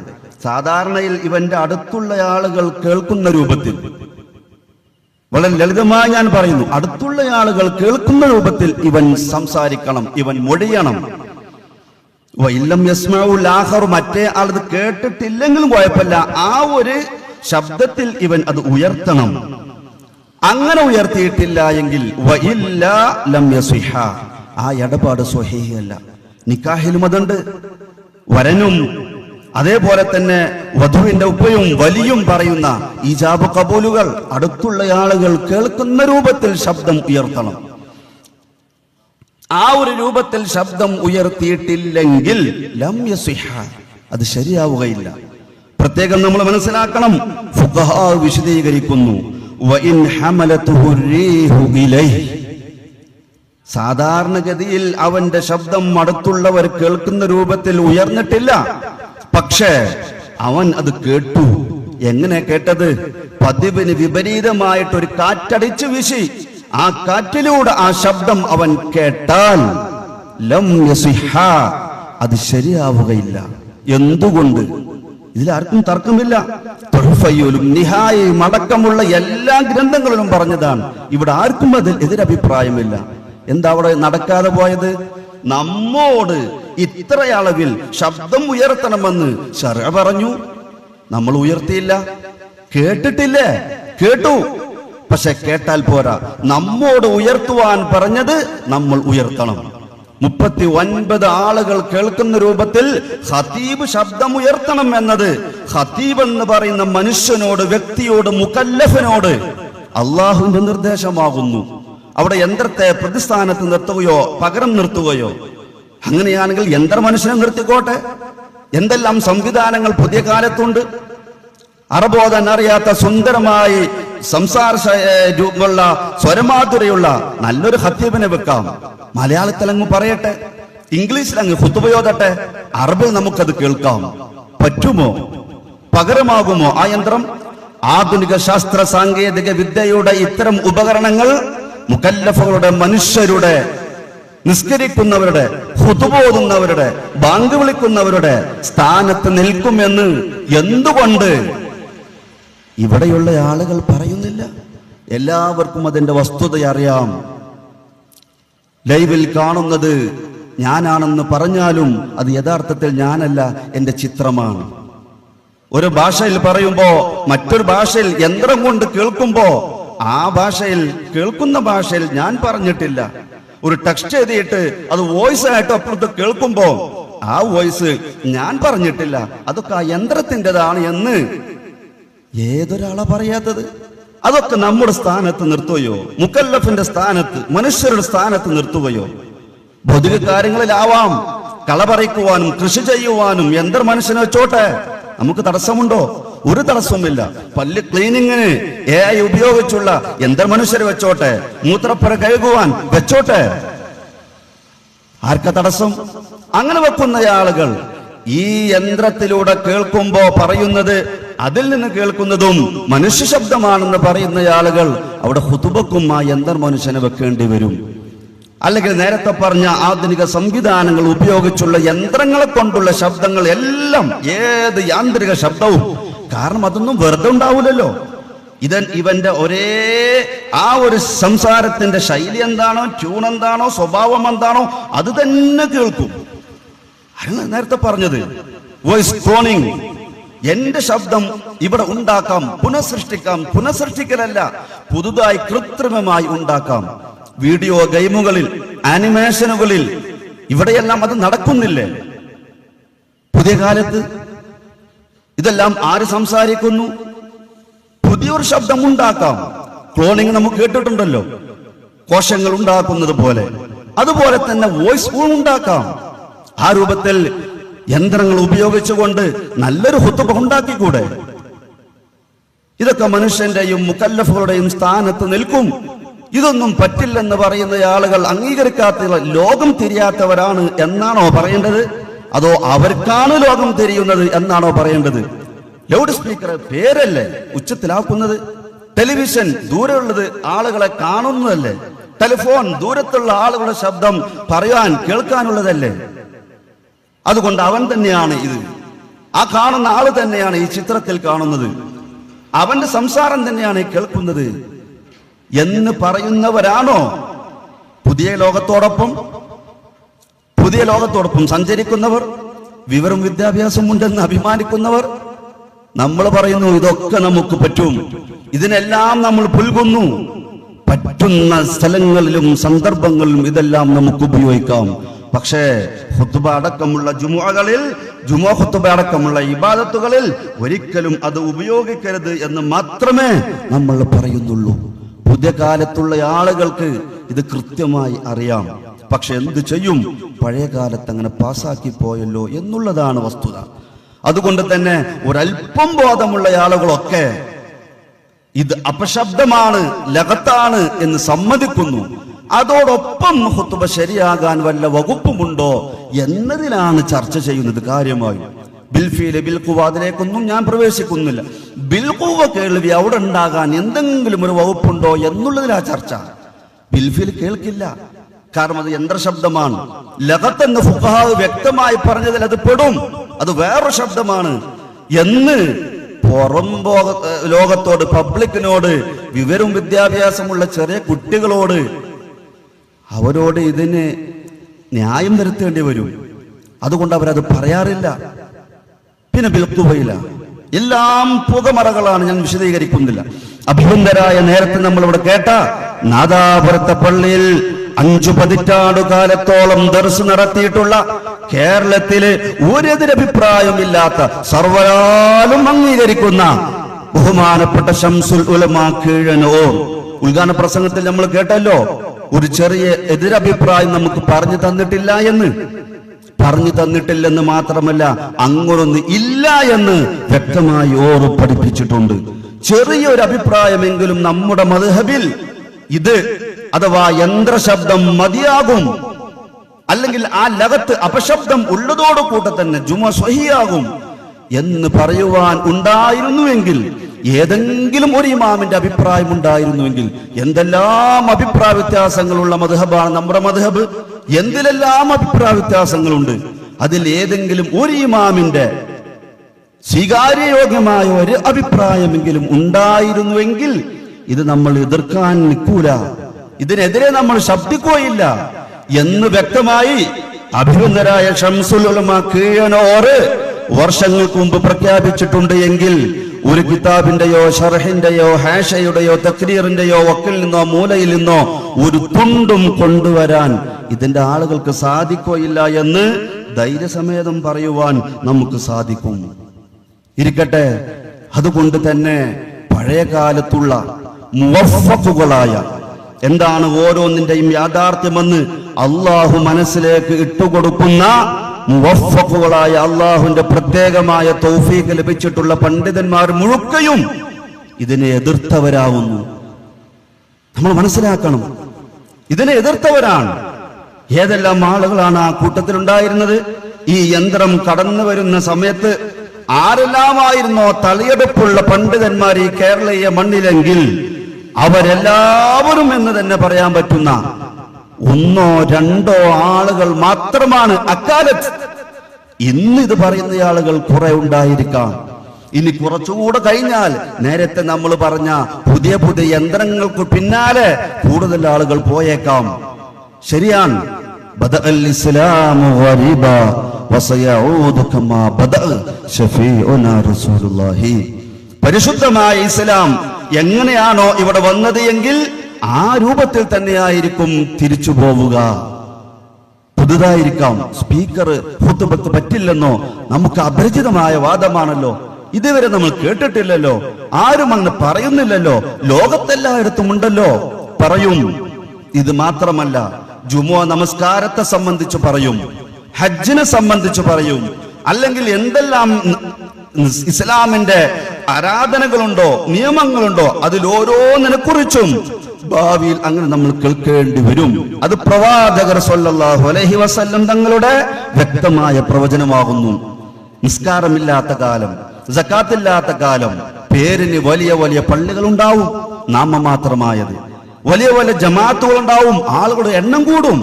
പക്ഷേ പരിശുദ്ധമായ ഇസ്ലാമിന്റെ നിയമം പറയുമ്പോ പുതുതായി കേൾക്കുന്നത് പോലെയായിരിക്കും. എങ്ങനെയാണോ ഇസ്ലാം വന്നത്, തിരുനബി സല്ലല്ലാഹു അലൈഹി വസല്ലം തങ്ങൾ ഏക തൗഹീദുമായി വരുമ്പോ, ഏകദൈവ വിശ്വാസവുമായി വരുമ്പോ, തൗഹീദുമായി വരുമ്പോ, ഇതുവരെ കേട്ട് പരിചയമില്ലാത്തതാണല്ലോ ഈ എല്ലാ ദൈവങ്ങൾക്കും പകരം ഒരൊറ്റ ഇലാഹോ, അത്ഭുതം തന്നെ എന്ന് പറഞ്ഞിരുന്ന ആളുകൾ, അന്ന് മുത്തുനബിയുടെ കൂടെ കൂടിയിരുന്ന അങ്കുലി പരിദ്ധനായിരുന്ന ആളുകൾ, അതങ്ങനെ ഉയർന്നു ഉയർന്നു ഉയർന്നു ഉയർന്ന് ലോകത്തിന്റെ ഒരു ഭാഗത്തും വിശുദ്ധമായ ഇസ്ലാം ചെന്നെത്താത്ത ഒരു കാടില്ല, മേടില്ല, നാടില്ല, കുഗ്രാമമില്ല എന്ന് നമ്മുടെ ഇമാമുകൾ ന്യായുക്തമായി പറഞ്ഞിട്ടുള്ള അത്രയും ഉന്നതിയിൽ വിശുദ്ധമായ ഇസ്ലാം എത്തും. ലിയുൽഹിറ അലദ്ദീനി കുല്ലി, എല്ലാ മതങ്ങളുടെയും ലഹറിന് മുകളിൽ മേൽഭാഗത്ത് വിശുദ്ധമായ ഇസ്ലാം വരും. പക്ഷേ അതിന്റെ ശരിയായ തനതായ ആശയങ്ങൾ കാലാകാലം ഉണ്ടാവുകയില്ല. അത് കൂടുതൽ കൂടുതൽ ശോഭിച്ചു പോവുകയല്ല, അവസാന നാൾ അടുക്കും തോറും ചെയ്യുക. കുറഞ്ഞ് കുറഞ്ഞ് കുറഞ്ഞ് കുറഞ്ഞ് കുറഞ്ഞ് അവസാനം ഒരാൾ മാത്രം വിശുദ്ധമായ ഇസ്ലാമിന്റെ തനതായ ആശയത്തിൽ നിലകൊള്ളുന്ന ഒരു കാലഘട്ടം വരുമെന്ന് ശഫീഉനാ റസൂലുള്ളാഹി ലാ യസാലു ത്വായിഫത്തും മിൻ ഉമ്മത്തി, ഒരു ചെറിയൊരു സംഘം ഏത് കാലഘട്ടത്തിലും ഉണ്ടാകും എന്ന് പറഞ്ഞതിനെ ഇമാമുകൾ വിശദീകരിക്കുന്നതിൽ നിന്ന് നമുക്ക് മനസ്സിലാക്കാം, ചിലപ്പോൾ ഒരാളായിരിക്കും. ആ ഒരാളും ഇല്ലാതിരിക്കുമ്പോഴാണ് അന്ത്യനാൾ സംഭവിക്കുക എന്ന് ശഫീഉനാ റസൂലുള്ളാഹി. അതുകൊണ്ട് തന്നെ ഇസ്ലാമിന്റെ തനതായ ആശയങ്ങൾ പറയുമ്പോ അതുവരെ വേറെ ഒരു ശൈലിയിൽ ശീലിച്ചു പോന്നിരുന്ന ആളുകൾക്ക് അത് പുതുമയുള്ളതായി തോന്നാം.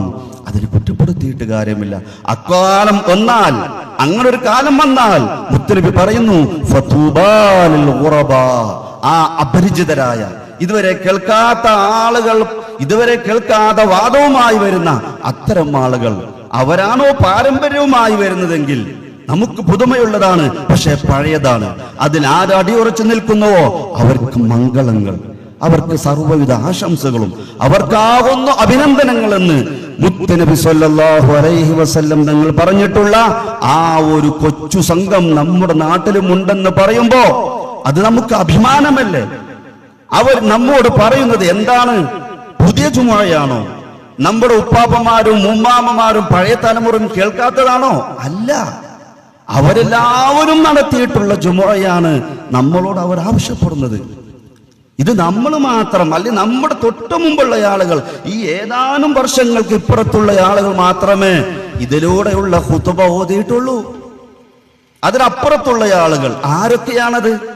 അപ്പോഴാണ് ഭൂരിപക്ഷം മനസ്സിലാവുകയുള്ളൂ. മുത്തുനബി സല്ലല്ലാഹു അലൈഹി വസല്ലം തങ്ങളുടെ ജുമുഅ ഖുതുബയിലേക്കല്ലേ ഇവിടെയുള്ള ഈ ഒറ്റപ്പെട്ട ആളുകൾ ഈ പള്ളിയിൽ അവസരമൊരുക്കണമെന്ന് നമ്മോട് പറയുന്നത്?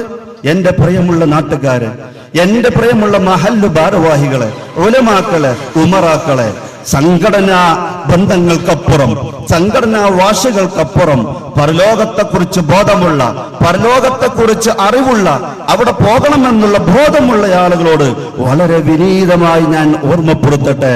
ശുദ്ധമായ ജുമുഅ ഖുതുബ, നമസ്കാരങ്ങളിൽ ഏറ്റവും മുന്തിയ ജുമുഅ, പരിശുദ്ധ പ്രവാചകർ സല്ലല്ലാഹു അലൈഹി വസല്ലം നിങ്ങൾക്ക് മറ്റുള്ള ആരാധനകൾ പോലെയല്ല അല്ലാഹു തആല നമസ്കാരം നൽകിയിട്ടുള്ളത്. അങ്ങ് അല്ലാഹു തആല നേരിട്ട് വിളിച്ചു വരുത്തിയിട്ട് മുനാജാത്ത് നടത്തിയിട്ട് പറയാനുള്ളതെല്ലാം പറഞ്ഞിട്ട് സമ്മാനമായി നൽകിയ മുബാറക്കായ സമ്മാനമാവുന്നു വിശുദ്ധമായ നമസ്കാരമെങ്കിൽ ഒരു മനുഷ്യൻ നാളെ മരണപ്പെട്ട് ചൊല്ലുമ്പോ ആദ്യമായി ചോദിക്കുന്നത് നമസ്കാരമാണ് എങ്കിൽ ആ നമസ്കാരങ്ങളിൽ ഏറ്റവും മുന്തിയതാണ് ജുമുഅ എന്ന് നമുക്കെല്ലാവർക്കും അറിയാം. എന്താണ് അതിന്റെ മഹത്വം? ഇസ്രായിന്റെ രാവിൽ നമസ്കാരം നിർബന്ധമാക്കിയിട്ട് പിറ്റേന്ന് സുബ്ഹ് നമസ്കാരം നടന്നിട്ടില്ല. ളുഹുർ മുതൽ ആ നമസ്കാരം നടന്നത്. എന്തുകൊണ്ട്? എല്ലാ നിയമങ്ങളും വഹിയായി അറിയിച്ചു കൊടുക്കുന്ന മുത്തുനബിക്ക് നമസ്കാരത്തിന്റെ രൂപം വഹിയായി അറിയിച്ചു കൊടുത്താൽ പോരായിരുന്നോ? പോരായിരുന്നു. എന്തുകൊണ്ട്? നമസ്കാരം ജിബ്രീൽ അലൈഹിസ്സലാത്തു വസ്സലാം എന്ന അള്ളാഹുവിന്റെ ഭാഗത്ത് നിന്ന് വന്നിട്ടുള്ള ഗൈഡ് പ്രാക്ടിക്കലായി ചെയ്ത് കാണിച്ചു കൊടുക്കണം. കാണിച്ചു കൊടുത്തു പിറ്റേന്ന്. അങ്ങനെ അത് കണ്ടുകൊണ്ടാണ് മുത്തനബി സല്ലല്ലാഹു അലൈഹി വസല്ലം തങ്ങള് നമസ്കാരം നിർവഹിച്ചിട്ടുള്ളത്.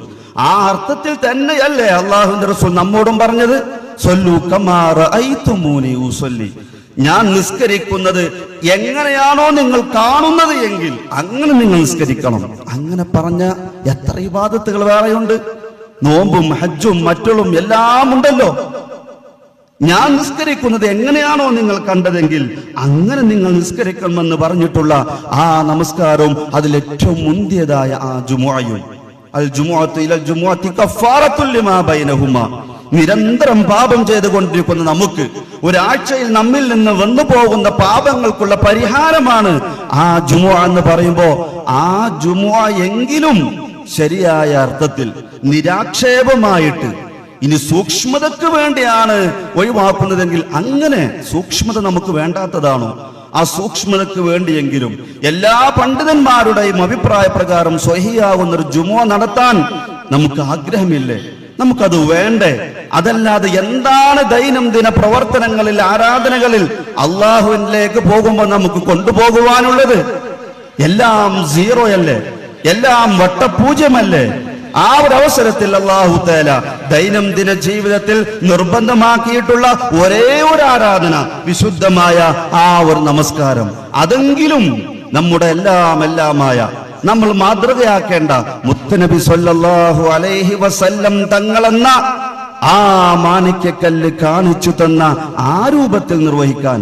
അതല്ല ഈ കൊച്ചു സംഘം പറയുന്നുള്ളൂ. പുതിയത് ഉണ്ടാക്കുവാനാണോ?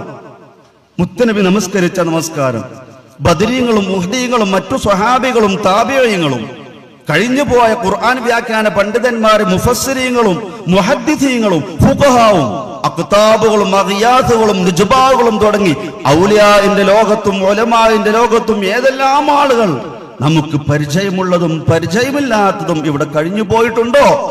അവരൊക്കെയും നിർവഹിച്ച ആ സുന്ദരമായ തനതായ പാരമ്പര്യമായിട്ടുള്ള ആ ഒരു ജുമുഅയും ഖുതുബയും ഈ നാട്ടിലും വേണമെന്ന് മാത്രമല്ലേ ഈ ആളുകൾ പറയുന്നത്? ഇവരെ അഭിമാനിക്കുകയല്ലേ, അഭിനന്ദിക്കുകയല്ലേ, ആശംസിക്കുകയല്ലേ, പിന്തുണക്കുകയല്ലേ? എന്റെ ഉലമാക്കളെ, ഉമറാക്കളെ, നാട്ടുകാരെ, മഹ്ലു ഭാരവാഹികളെ നമ്മൾ ചെയ്യേണ്ടത്? അതിനവർക്ക് അവകാശമില്ലേ? അവരുടേത് കൂടെയല്ലേ പള്ളി? നമ്മുടെ തറവാട് സ്വത്താണോ? നമ്മുടേതാണോ? എവിടെ നിന്നാണ് അവരെ തടയുന്നത്? എവിടത്തെ അവകാശമാണ് അവർക്ക് നാം ധ്വംസിക്കുന്നത്? അള്ളാഹുവിന്റെ ഭവനമാവുന്ന പള്ളിയിലേക്ക് അവരെ വരാൻ സമ്മതിക്കുന്നില്ല എന്ന് പറയുമ്പോ എത്ര വലിയ അക്രമമാണ് ചെയ്യുന്നത് എന്ന് രോഷം കൊള്ളുകയല്ല ഞാൻ. ഗൗരവം എന്റെ മുഅ്മിനീങ്ങളെ, ഭാരവാഹികളെ, ഉലമാക്കളെ, ഉമറാക്കളെ നമ്മൾ മനസ്സിലാക്കണം. നാം ചെയ്യുന്ന അക്രമല്ലേ? വമൻ അളമു മിമ്മൻ മനഅ മസാജിദല്ലാഹി അൻ യുദ്കറ ഫീ ഹസ്മു, അല്ലാഹുവിന്റെ നാമം ഉച്ചരിക്കുന്ന, നമസ്കരിക്കുന്ന, ഖുർആൻ ഓതുന്ന, പള്ളിയിൽ വെച്ച് ഇബാദത്ത് ചെയ്യുന്ന ആളുകളെ ആ പള്ളിയിലേക്ക് വരുന്നതിനെ തൊട്ട് തടയുന്നതിനേക്കാളും വലിയ അക്രമം എന്തുണ്ട് എന്ന് അള്ളാഹു അല്ലേ ചോദിക്കുന്നത്? ഇവിടെ നമ്മൾ തടയുന്നില്ലല്ലോ. അവർക്ക് വേണമെങ്കിൽ വരാലോ എന്നുള്ളതിൽ ന്യായമില്ല. ഇവിടെയുള്ള ആളുകൾ മനസ്സിലാക്കിയ ആ പാരമ്പര്യത്തിൽ തന്നെ വിശ്വസിച്ചു പോരുന്ന ആ കണിശമായ രൂപത്തിൽ തന്നെ മുത്തനബിയുടെയും സ്വഹാബികളുടെയും മുൻഗാമികളായ ആളുകളുടെയും ജുമുഅ തന്നെ വേണമെന്ന് വാശിയുള്ള ആളുകൾക്ക് അതിൽ അടിയുറച്ചു നിൽക്കുവാൻ അവകാശമില്ലേ? തീർച്ചയായും അവകാശമുണ്ട്. അത് വകവെച്ചു കൊടുക്കേണ്ട ബാധ്യതയില്ലേ? നമ്മുടെ വീട്ടിലേക്ക് വരട്ടെ, നിങ്ങളുടെ വീട്ടിൽ ഈ രൂപത്തിൽ ചെയ്യണം എന്നല്ലല്ലോ അവര് പറയുന്നത്. അള്ളാഹുവിന്റെ വീട്ടിലേക്കല്ലേ. ഇവിടെയുള്ള എല്ലാവരുടെയും മുൻഗാമികളായ മുൻ തലമുറ വിയർപ്പൊഴുക്കിയിട്ട് അവരുടെ വിയർപ്പിന്റെ ഫലമായി ഇവിടെ ഉയർന്നു പൊങ്ങുന്ന ആ സ്ഥലവും ആ പള്ളിയും, ആ പള്ളിയിൽ നിന്ന് ചില ആളുകൾക്ക് നിസ്കരിക്കുവാൻ അവകാശം നിഷേധിക്കുന്നത് ആ മുൻഗാമികളായ ആളുകളോട് ചെയ്യുന്ന നന്ദികേടല്ലേ, ദുൽമല്ലേ? എന്തിനാണ് അവർ വഖഫ് ചെയ്തിട്ടുള്ളത്? എന്തിനാണ് അവർ പള്ളി ഉണ്ടാക്കിയിട്ടുള്ളത്?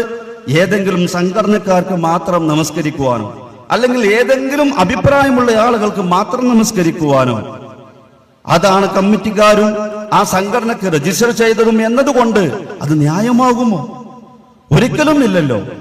ഏതെല്ലാം ആളുകൾ മറുവശത്തുണ്ടോ അവരെ പരിഗണിക്കേണ്ടതില്ലേ? ഇത് നമ്മൾ മാത്രമാണോ പറയുന്നത്? ഇത് പാസാക്കിയിട്ടുള്ള സമസ്ത കേരള ജംഇയ്യത്തുൽ ഉലമായുടെ ആദരണീയരായ അധ്യക്ഷർ റഈസുൽ മുഹഖഖീൻ കണ്ണിയത്ത് ഉസ്താദ് പോലും ഇവിടെയുള്ള സമസ്തയുടെ ആളുകളെ, ഇതിനനുകൂലിക്കുന്ന ആളുകളെ അത് പഠിപ്പിച്ചിട്ടുണ്ടല്ലോ.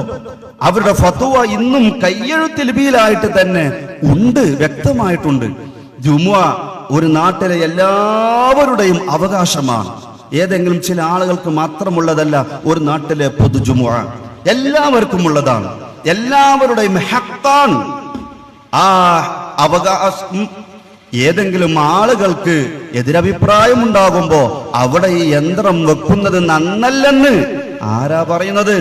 അഭിവന്ദരായ റഈസുൽ മുഹഖഖീൻ കണ്ണിയത്ത് ഉസ്താദ് പറഞ്ഞിട്ടുണ്ടെങ്കിൽ അത് പോരെ നമുക്ക്?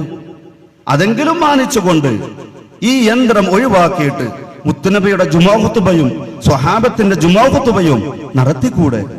അതിനൊരു അവസരം നമുക്ക് ഉണ്ടാക്കി കൊടുത്തുകൂടെ? ചില്ലറയാണോ വിഷയം? നിസ്സാരമാണോ വിഷയം?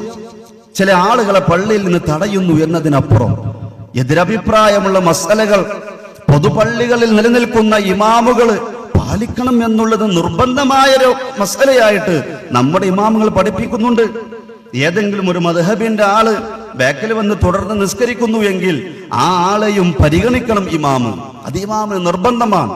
അതിന്റെ പേരിൽ ഇമാമിന്റെ നമസ്കാരത്തിന് വല്ല കുറവോ മോശമോ സംഭവിക്കുന്നു എങ്കിൽ വേണ്ട.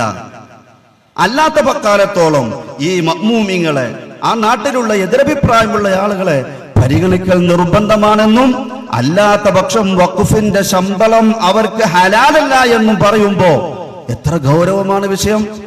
ഈ ഒരു യന്ത്രം ജുമാ ഖുതുബയിൽ നിന്ന് ഒഴിവാക്കുന്നത് കൊണ്ട് അതുവരെ നടത്തിയിട്ടുള്ള ജുമാക്ക് എന്താ കുഴപ്പം? സമസ്തയുടെ തീരുമാനത്തിന് എതിരാകുമോ? ഒരിക്കലുമില്ല. ബഹുമാനപ്പെട്ട സമസ്ത കേരള ജംഇയ്യത്തുൽ ഉലമായുടെ തീരുമാനത്തോട് അത് എതിരാണോ? അനുവദനീയമാണെന്ന് മാത്രമല്ലേ സമസ്ത പറഞ്ഞിട്ടുള്ളൂ. ഇത് നിർബന്ധമാണെന്നോ, ഇത് സുന്നത്താണെന്നോ, ഇത് നല്ലതാണ് എന്നോ വിവരമുള്ള കാര്യബോധമുള്ള ഒരു പണ്ഡിതനും പറഞ്ഞിട്ടില്ല. വെക്കാം, വേണമെങ്കിൽ വെക്കാം, ജായിസ്, അത്ര പറഞ്ഞിട്ടുള്ളൂ. ഇത് ഒഴിവാക്കുന്നത് കൊണ്ട് സംസ്ഥാനക്കാരായി മാറുമോ? സമസ്തയിൽ നിന്ന് പോവേണ്ടി വരുമോ? ഒരിക്കലുമില്ല. അതുകൊണ്ട് തന്നെ സമസ്തയിൽ നിന്നുകൊണ്ട് തന്നെ, സമസ്തയുടെ പള്ളിയായി കൊണ്ട് തന്നെ എന്തെല്ലാം സമസ്തയുടേതാക്കാമോ അതൊക്കെ ആക്കിക്കൊണ്ട് തന്നെ ഇവിടെയുള്ള പാവപ്പെട്ട വിശ്വാസികൾക്ക് ജുമുഅ നിസ്കരിക്കുവാനുള്ള ഒരു അവസരം നമ്മൾ ഉണ്ടാക്കി കൊടുക്കണം എന്ന് മാത്രമാണ് നമ്മൾ പറയുന്നത്. അത് അവരുടെ അവകാശമാണ്, നിങ്ങളുടെ ബാധ്യതയാണ്. ആരാണോ അതിന്റെ പിന്നിൽ പ്രവർത്തിക്കുന്നത് എങ്കിൽ അവരുടെ ബാധ്യതയാണ്. ഇമാമിന്റെ ബാധ്യതയാണ്, ഉമറാഇന്റെ ബാധ്യതയാണ്, കമ്മിറ്റിയുടെ ബാധ്യതയാണ്. എന്റെ വിശ്വാസികളെ, പരലോക ബോധമുള്ളവരെ, ആ ഒരു അക്രമത്തിന് ആരാണോ കൂട്ടുനിൽക്കുന്നതെങ്കിൽ വിരൽ കടിക്കേണ്ടി വരും. നാളെ മരണപ്പെട്ട് ചൊല്ലുമ്പോ അവിടെ കബറാളികൾ, ഇന്നും പള്ളിക്കാട്ടിൽ കിടക്കുന്ന മുൻഗാമികളായി ഇതിന് വിയർപ്പൊഴുക്കിയിട്ടുള്ള ആളുകൾ നമ്മെ കയ്യോടെ പിടികൂടും. എല്ലാവരും നമസ്കരിക്കേണ്ട ആ പള്ളിയിൽ ചില ആളുകളെ തടഞ്ഞതിന്റെ പേരിൽ ഞങ്ങൾക്ക് കിട്ടേണ്ട പുണ്യങ്ങളുണ്ട്. സുജൂദ് ചെയ്തിട്ടും നിസ്കരിച്ചിട്ടും മറ്റു പല കർമ്മങ്ങളും ചെയ്തിട്ട് ഞങ്ങൾക്ക് കിട്ടേണ്ട ആ പുണ്യങ്ങൾ അവർ ആ നാട്ടിൽ നിന്ന്, ആ പള്ളിയിൽ നിന്നും മറ്റൊരു നാട്ടിലേക്ക് പോയത് കൊണ്ട്, അല്ലെങ്കിൽ പള്ളിയിലേക്ക് വരാത്തത് കൊണ്ട് നഷ്ടപ്പെടുത്തിയത് നിങ്ങളാണെന്ന് പറയുമ്പോ വിരൽ കടിക്കേണ്ടി വരും. നമുക്ക് നമ്മുടെ പാപങ്ങൾ തന്നെ ധാരാളമാണ്. എന്തെല്ലാം തെറ്റുകളും കുറ്റങ്ങളുമാണ് നമ്മൾ ഓരോരുത്തരും ദൈനംദിനം ചെയ്തുകൊണ്ടിരിക്കുന്നത്. നോക്കുന്നത് മുഴുവനും ഹറാമല്ലേ, തിന്നുന്നതും ഹറാമല്ലേ, കാണുന്നത് ഹറാമല്ലേ, ചെയ്യുന്നത് ഹറാമല്ലേ.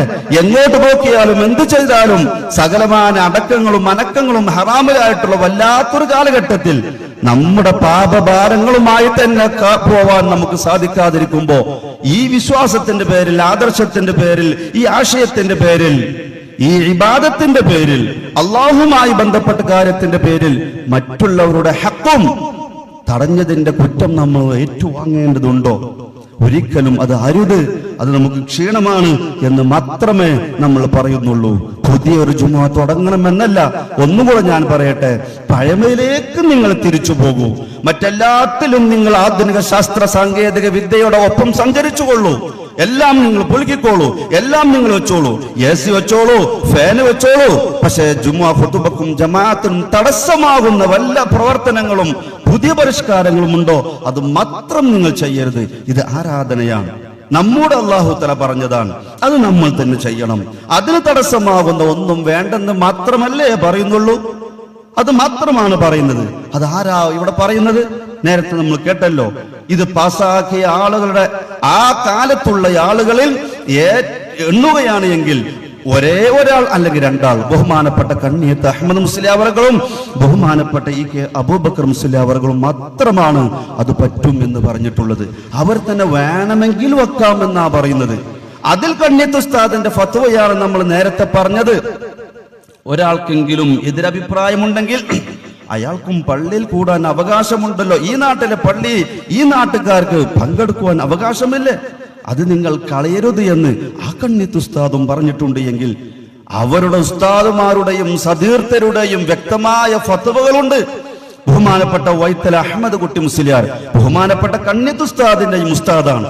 ബഹുമാനപ്പെട്ടവർ പറയുന്നത് ഇത് വേണ്ട, ശരിയല്ല എന്ന. ബഹുമാനപ്പെട്ട ശംസുൽ ഉലമാഇ വദ്ദീൻ ഖുതുബി തങ്ങൾ നവ്വറല്ലാഹു മർഖദ ഖുതുബി മുഹമ്മദ് മുസ്ലിയാർ എന്ന് പറഞ്ഞ് നിസാരമായി അങ്ങ് പോകാനുള്ളതാണോ? സമസ്തയുടെ മെമ്പർഷിപ്പോ അവിടെ ഉത്തരവാദിത്തപ്പെട്ട സ്ഥാനമോ ഒന്നുമില്ലെങ്കിലും ഖുതുബി തങ്ങളെ മാറ്റിവെച്ചുകൊണ്ട് ഒരു കേരളീയ ഇസ്ലാമിക ചരിത്രം രചിക്കുവാൻ നടക്കുമോ? ആരാ ശംസുൽ ഉലമാ ഖുതുബി തങ്ങൾ? കണ്ണിയത്ത് ഉസ്താദിന്റെ, അഭിവന്ദരായ വണ്ടൂരിലെ താജുൽ ഉലമായുടെ, നാദാപുരത്തെ ശംസുൽ ഉലമായുടെ, ബഹുമാനപ്പെട്ട കെ അബൂബക്കർ മുസ്ലിയാരുടെ തുടങ്ങിയിട്ടുള്ള തലയെടുപ്പുള്ള മുഴുവൻ പണ്ഡിതന്മാരുടെയും ഗുരുവര്യരല്ലേ അഭിവന്ദരായ ശംസുൽ ഉലമാ ഖുതുബി തങ്ങൾ.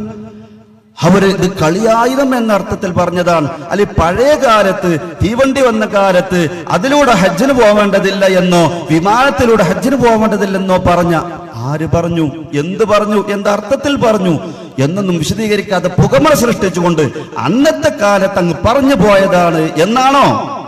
ഒരിക്കലുമല്ല.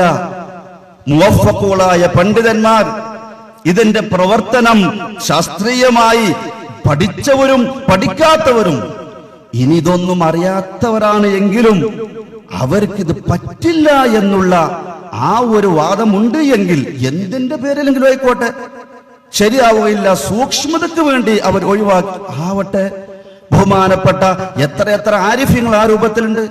അവരുടെ മാതൃക പിൻപറ്റിയിട്ടല്ലേ നമ്മളെ ജുമുഅയും ആരാധനകളുമെങ്കിലും നമ്മൾ പാലിക്കേണ്ടത്. മുത്തുനബിയുടെ സുന്നത്തായ ജുമുഅയല്ലേ ഇത്? ജീവിതത്തിന്റെ നികല മേഖലകളിലെയും മുത്തുനബിയെയും മുൻഗാമികളെയും പിൻപറ്റണമെന്ന് പറഞ്ഞിട്ടുള്ള മുത്തുനബി എങ്ങനെയാണോ ബത്തക്ക തിന്നിട്ടുള്ളതെങ്കിൽ അത് എനിക്കറിയാത്തത് കൊണ്ട് ഞാൻ ബത്തക്ക തിന്നുകയില്ലെന്ന് പറഞ്ഞ മഹാനായ ഇമാം സുന്ന അഹ്മദ് ഇബ്നു ഹംബൽ തങ്ങളുടെ അനുയായികളല്ലേ നാം? 3 ദിവസങ്ങൾക്കപ്പുറം അള്ളാന്റെ റസൂല് ഓർത്താവൂരിൽ ഹിറാ ഗുഹയിൽ അവിടെ ഹിജ്റ പോയ സമയത്ത് താമസിച്ച ഗുഹയിൽ താമസിച്ചിട്ടില്ല. അതുകൊണ്ട് ഖുർആൻ മഖ്ലൂഖാണെന്ന വാദത്തിന്റെ പേരിൽ ജയിലിൽ അടക്കപ്പെട്ടപ്പോ 3 ദിവസം കഴിഞ്ഞ് അതിൽ നിന്നും ഇറങ്ങിപ്പോന്ന ഒളിവ് ജീവിതത്തിൽ നിന്നും ഇറങ്ങിപ്പോന്ന് അള്ളാന്റെ റസൂൽ 3 ദിവസം മാത്രമേ അവിടെ നിന്നിട്ടുള്ളൂ, അതിനപ്പുറം ഞാൻ നിൽക്കുകയില്ലെന്ന് ആ ഒരു സാഹചര്യത്തിൽ പോലും ശത്രുക്കൾ പിടിച്ചു കൊണ്ടുപോകുന്ന ആ ഒരു സാഹചര്യത്തിൽ പോലും പറഞ്ഞിട്ടുള്ള അള്ളാന്റെ റസൂൽ നടന്നുപോയ അതേ കാലുവെച്ച സ്ഥലങ്ങളിൽ കാലുവെച്ച് നടന്നു പോയിട്ടുള്ള മുത്തബിഉ സുന്ന ഇബ്നു ഉമർ റളിയല്ലാഹു തആല അൻഹു, ഇവരെയൊക്കെയാണ് നമ്മൾ മാതൃകയാക്കണമെന്ന് പുത്തൻവാദികളോട് നാം പറയുന്നത് എങ്കിൽ നമുക്കതിനൊരല്പമെങ്കിലും ഒരു മാന്യത വേണ്ടേ? ഒരല്പമെങ്കിലും അതിനോട് നീതി പുലർത്തുന്നുവെങ്കിൽ ദൈനംദിന ജീവിതത്തിൽ ഇരിക്കട്ടെ. മുന്തിയത് സുന്നത്ത് പുണ്യം കിട്ടുന്നത് എന്നുള്ള കാര്യം നൽകി നമ്മളത് മാറ്റിവെച്ചാലും അത് മാറ്റിവെക്കേണ്ടതല്ല. എന്നാലും കാരണങ്ങളെ കൊണ്ട് നമുക്കത് ചെയ്യാൻ പൂർണ്ണമായി ചെയ്യാൻ പാപികളായ മടിയന്മാരായി നമുക്ക് സാധിക്കുന്നില്ല എങ്കിലും അള്ളാഹുവിന്റെ മുമ്പിൽ ചെയ്യുന്ന ആ മഹത്തായ ആരാധനകളിലെങ്കിലും നമസ്കാരത്തിലെങ്കിലും ജുമുഅയിലെങ്കിലും ആ ഒരു മാതൃക പിൻപറ്റാൻ ഈ ഉലമാക്കളുടെ പാരമ്പര്യത്തിന്റെ ആ വഴിയിൽ ഒരു കണ്ണി ചേരുവാൻ നാളെ അവർ പരലോകത്ത് വരുമ്പോ ഓരോരുത്തരും ഓരോരുത്തരുടെ കൈപിടിച്ചു പോകുന്ന ആ പരലോകത്ത് നമുക്കും ആ ഒരു പരമ്പരയിലല്ലേ കണ്ണി ചേരേണ്ടത്? ആ പരമ്പരയിലല്ലേ ആളുകൾ കൂടുതലുള്ളത്? ആ ശംസുൽ ഉലമാ ഖുതുബിയും വൈത്തല അഹ്മദ് കുട്ടി മുസ്ലിയാർ അവർകൾ, അതുപോലെ ബാക്കിയാത്തിലെ ആദം ഹളറത്ത്, ബഹുമാനപ്പെട്ട ഹസൻ ഹളറത്ത്, ബഹുമാനപ്പെട്ട കൈപ്പറ്റ ബീരാൻകുട്ടി മുസ്ലിയാർ, മലയിൽ ബീരാൻകുട്ടി മുസ്ലിയാർ, നിറബർദൂർ ബീരാൻകുട്ടി മുസ്ലിയാർ, ആരാണ് ഇവരൊക്കെ? അവിടുന്ന് എന്ന് മാത്രം അഭിവന്ദരായ താജുൽ ഉലമ അഭിസംബോധനം ചെയ്തിരുന്ന നേരത്തെ ഇവിടെ നമ്മൾ കേട്ട താഴക്കോട് കുഞ്ഞലവി മുസ്ലിയാർ, പട്ടിക്കാട് ജാമിഅ നൂരിയയിലെ സ്ഥാപക സ്വദർമുദരിസായിരുന്ന ബഹുമാനപ്പെട്ടവർ, ബഹുമാനപ്പെട്ട നിറമരുദൂർ ബീരാൻകുട്ടി മുസ്ലിയാർ ഷെയ്ഖുനായേക്കാളും മുന്തിയ പ്രായമുള്ള ഉയർന്നു നിൽക്കുന്ന, നേരത്തെ ഞാൻ പറഞ്ഞ വഇൻ ഹമലത്തുഹു റീഹു ഇലൈഹി, കച്ചവടത്തിന്റെ വിഷയത്തിൽ പറഞ്ഞ കാറ്റ് അങ്ങോട്ട് എത്തിച്ചു കൊടുത്താലും ശരി മതിയാവുകയില്ല എന്ന് ഫുഖഹാ പറഞ്ഞിട്ടുണ്ട്. എങ്കിൽ ഇതിലൂടെ കേട്ടാൽ ഏതായാലും മതിയാവുകയില്ല എന്ന് ഫതുഹിൽ മുനോദി കൊടുക്കുന്ന കുട്ടികൾക്ക് ഞാൻ പറഞ്ഞു കൊടുക്കാറുണ്ട്. സ്വതക്ക പറയുന്നതിന് മുമ്പ് തന്നെ ഞാനിത് പറയാറുണ്ട് എന്ന് വന്യവയോധികരായ നിറമരുതൂർ ബിരാകുണ്ടുസിലാരെ പോലോത്ത അള്ളാഹുവിന്റെ മുവഫ്ഫഖുകളായ ഭൗതിക താല്പര്യങ്ങളോ മറ്റു യാതൊരു മോശപ്പെട്ട ചിന്തകളും ഇല്ലാത്ത മഹത്വക്കൾ പറഞ്ഞിട്ടുണ്ട്. എങ്കിൽ അവരൊക്കെയാണ് നമ്മുടെ മാതൃകകൾ. കരിങ്കപ്പാറ മുഹമ്മദ് മുസ്ലിയാർ, നമുക്ക് എല്ലാവർക്കും അറിയാവുന്നത് പോലെ അഭിവന്ദരായ താജുൽ ഉലമാ, ബഹുമാനപ്പെട്ട വണ്ടൂരിലോർ ഷംസുൽ ഉലമാ, നാദാപുരത്തെ കീഴനോർ, അവരുടെ സഹപാഠിയായിരുന്ന ബഹുമാനപ്പെട്ട കുഞ്ഞറമുട്ടി മുസ്ലിയാർ, നവ്വറല്ലാഹു മറാഖിദഹും, ആരിഫീങ്ങളും ദാക്കിരീങ്ങളുമായിട്ടുള്ള കക്കിടിപ്പുറം അബൂബക്കർ മുസ്ലിയാർ, ബഹുമാനപ്പെട്ട കാവലൂർ ഖാളി, ഈ ഭാഗത്ത് നമുക്ക് അറിയാലോ, വലിയ വലിയ ആരിഫീങ്ങളും സൂഫിയാക്കളും ഔലിയാക്കളുമായിട്ടുള്ള പഴയകാലത്ത് നിരാക്ഷേപം എല്ലാവരും അംഗീകരിക്കുന്ന ഔലിയാക്കളും ആരിഫീങ്ങളുമായിട്ടുള്ള ഇവരൊക്കെ ഇത് വേണ്ട എന്ന് പറഞ്ഞിട്ടുണ്ട്. എങ്കിൽ അവരോടൊപ്പമല്ലേ നമ്മൾ നിൽക്കേണ്ടത്? അവരോടൊപ്പം നിൽക്കുന്ന ഈ കൊച്ചു സംഘത്തെ കൊച്ചു സംഘമെന്നും എവിടെയില്ലാത്തവരെന്നും പറഞ്ഞ് പരിഹസിക്കുകയാണോ വേണ്ടത്? ആരിലേക്കാണ് ആ പരിഹാസം ചെന്നെത്തുന്നത്? ഈ ജുമാ ഖുതുബയെ പരിഹസിക്കുന്ന ആളുകൾ ആരെയാ പരിഹസിക്കുന്നത്? മുത്തുനബിയുടെ ഖുതുബയല്ലേ, മുൻഗാമികളായ സ്വഹാബത്തിന്റെയും ഔലിയായിന്റെയും ഖുതുബയല്ലേ പരിഹസിക്കുന്നത്? ഇവിടെ മാത്രമുള്ളതാണോ? ഇനി ആണെങ്കിൽ തന്നെ അത് നിസ്സാരവൽക്കരിക്കാമെന്നാണോ, പരിഹസിക്കാമെന്നാണോ, അവർക്കുള്ള അവകാശം ധ്വംസിക്കാമെന്നാണോ? എവിടെയെല്ലാം ഉണ്ടോ ഇക്കാലത്തും പല നാട്ടിലുമുണ്ട്. അതൊന്നും വേണമെന്നില്ല. പഞ്ചാബിൽ അന്നത്തെ കാലത്തുണ്ടായിരുന്നു. ദയൂബന്ദിലെ ദാറുലൂമിലെ പണ്ഡിതന്മാരിൽ ഇക്കാലത്തുമുണ്ട്.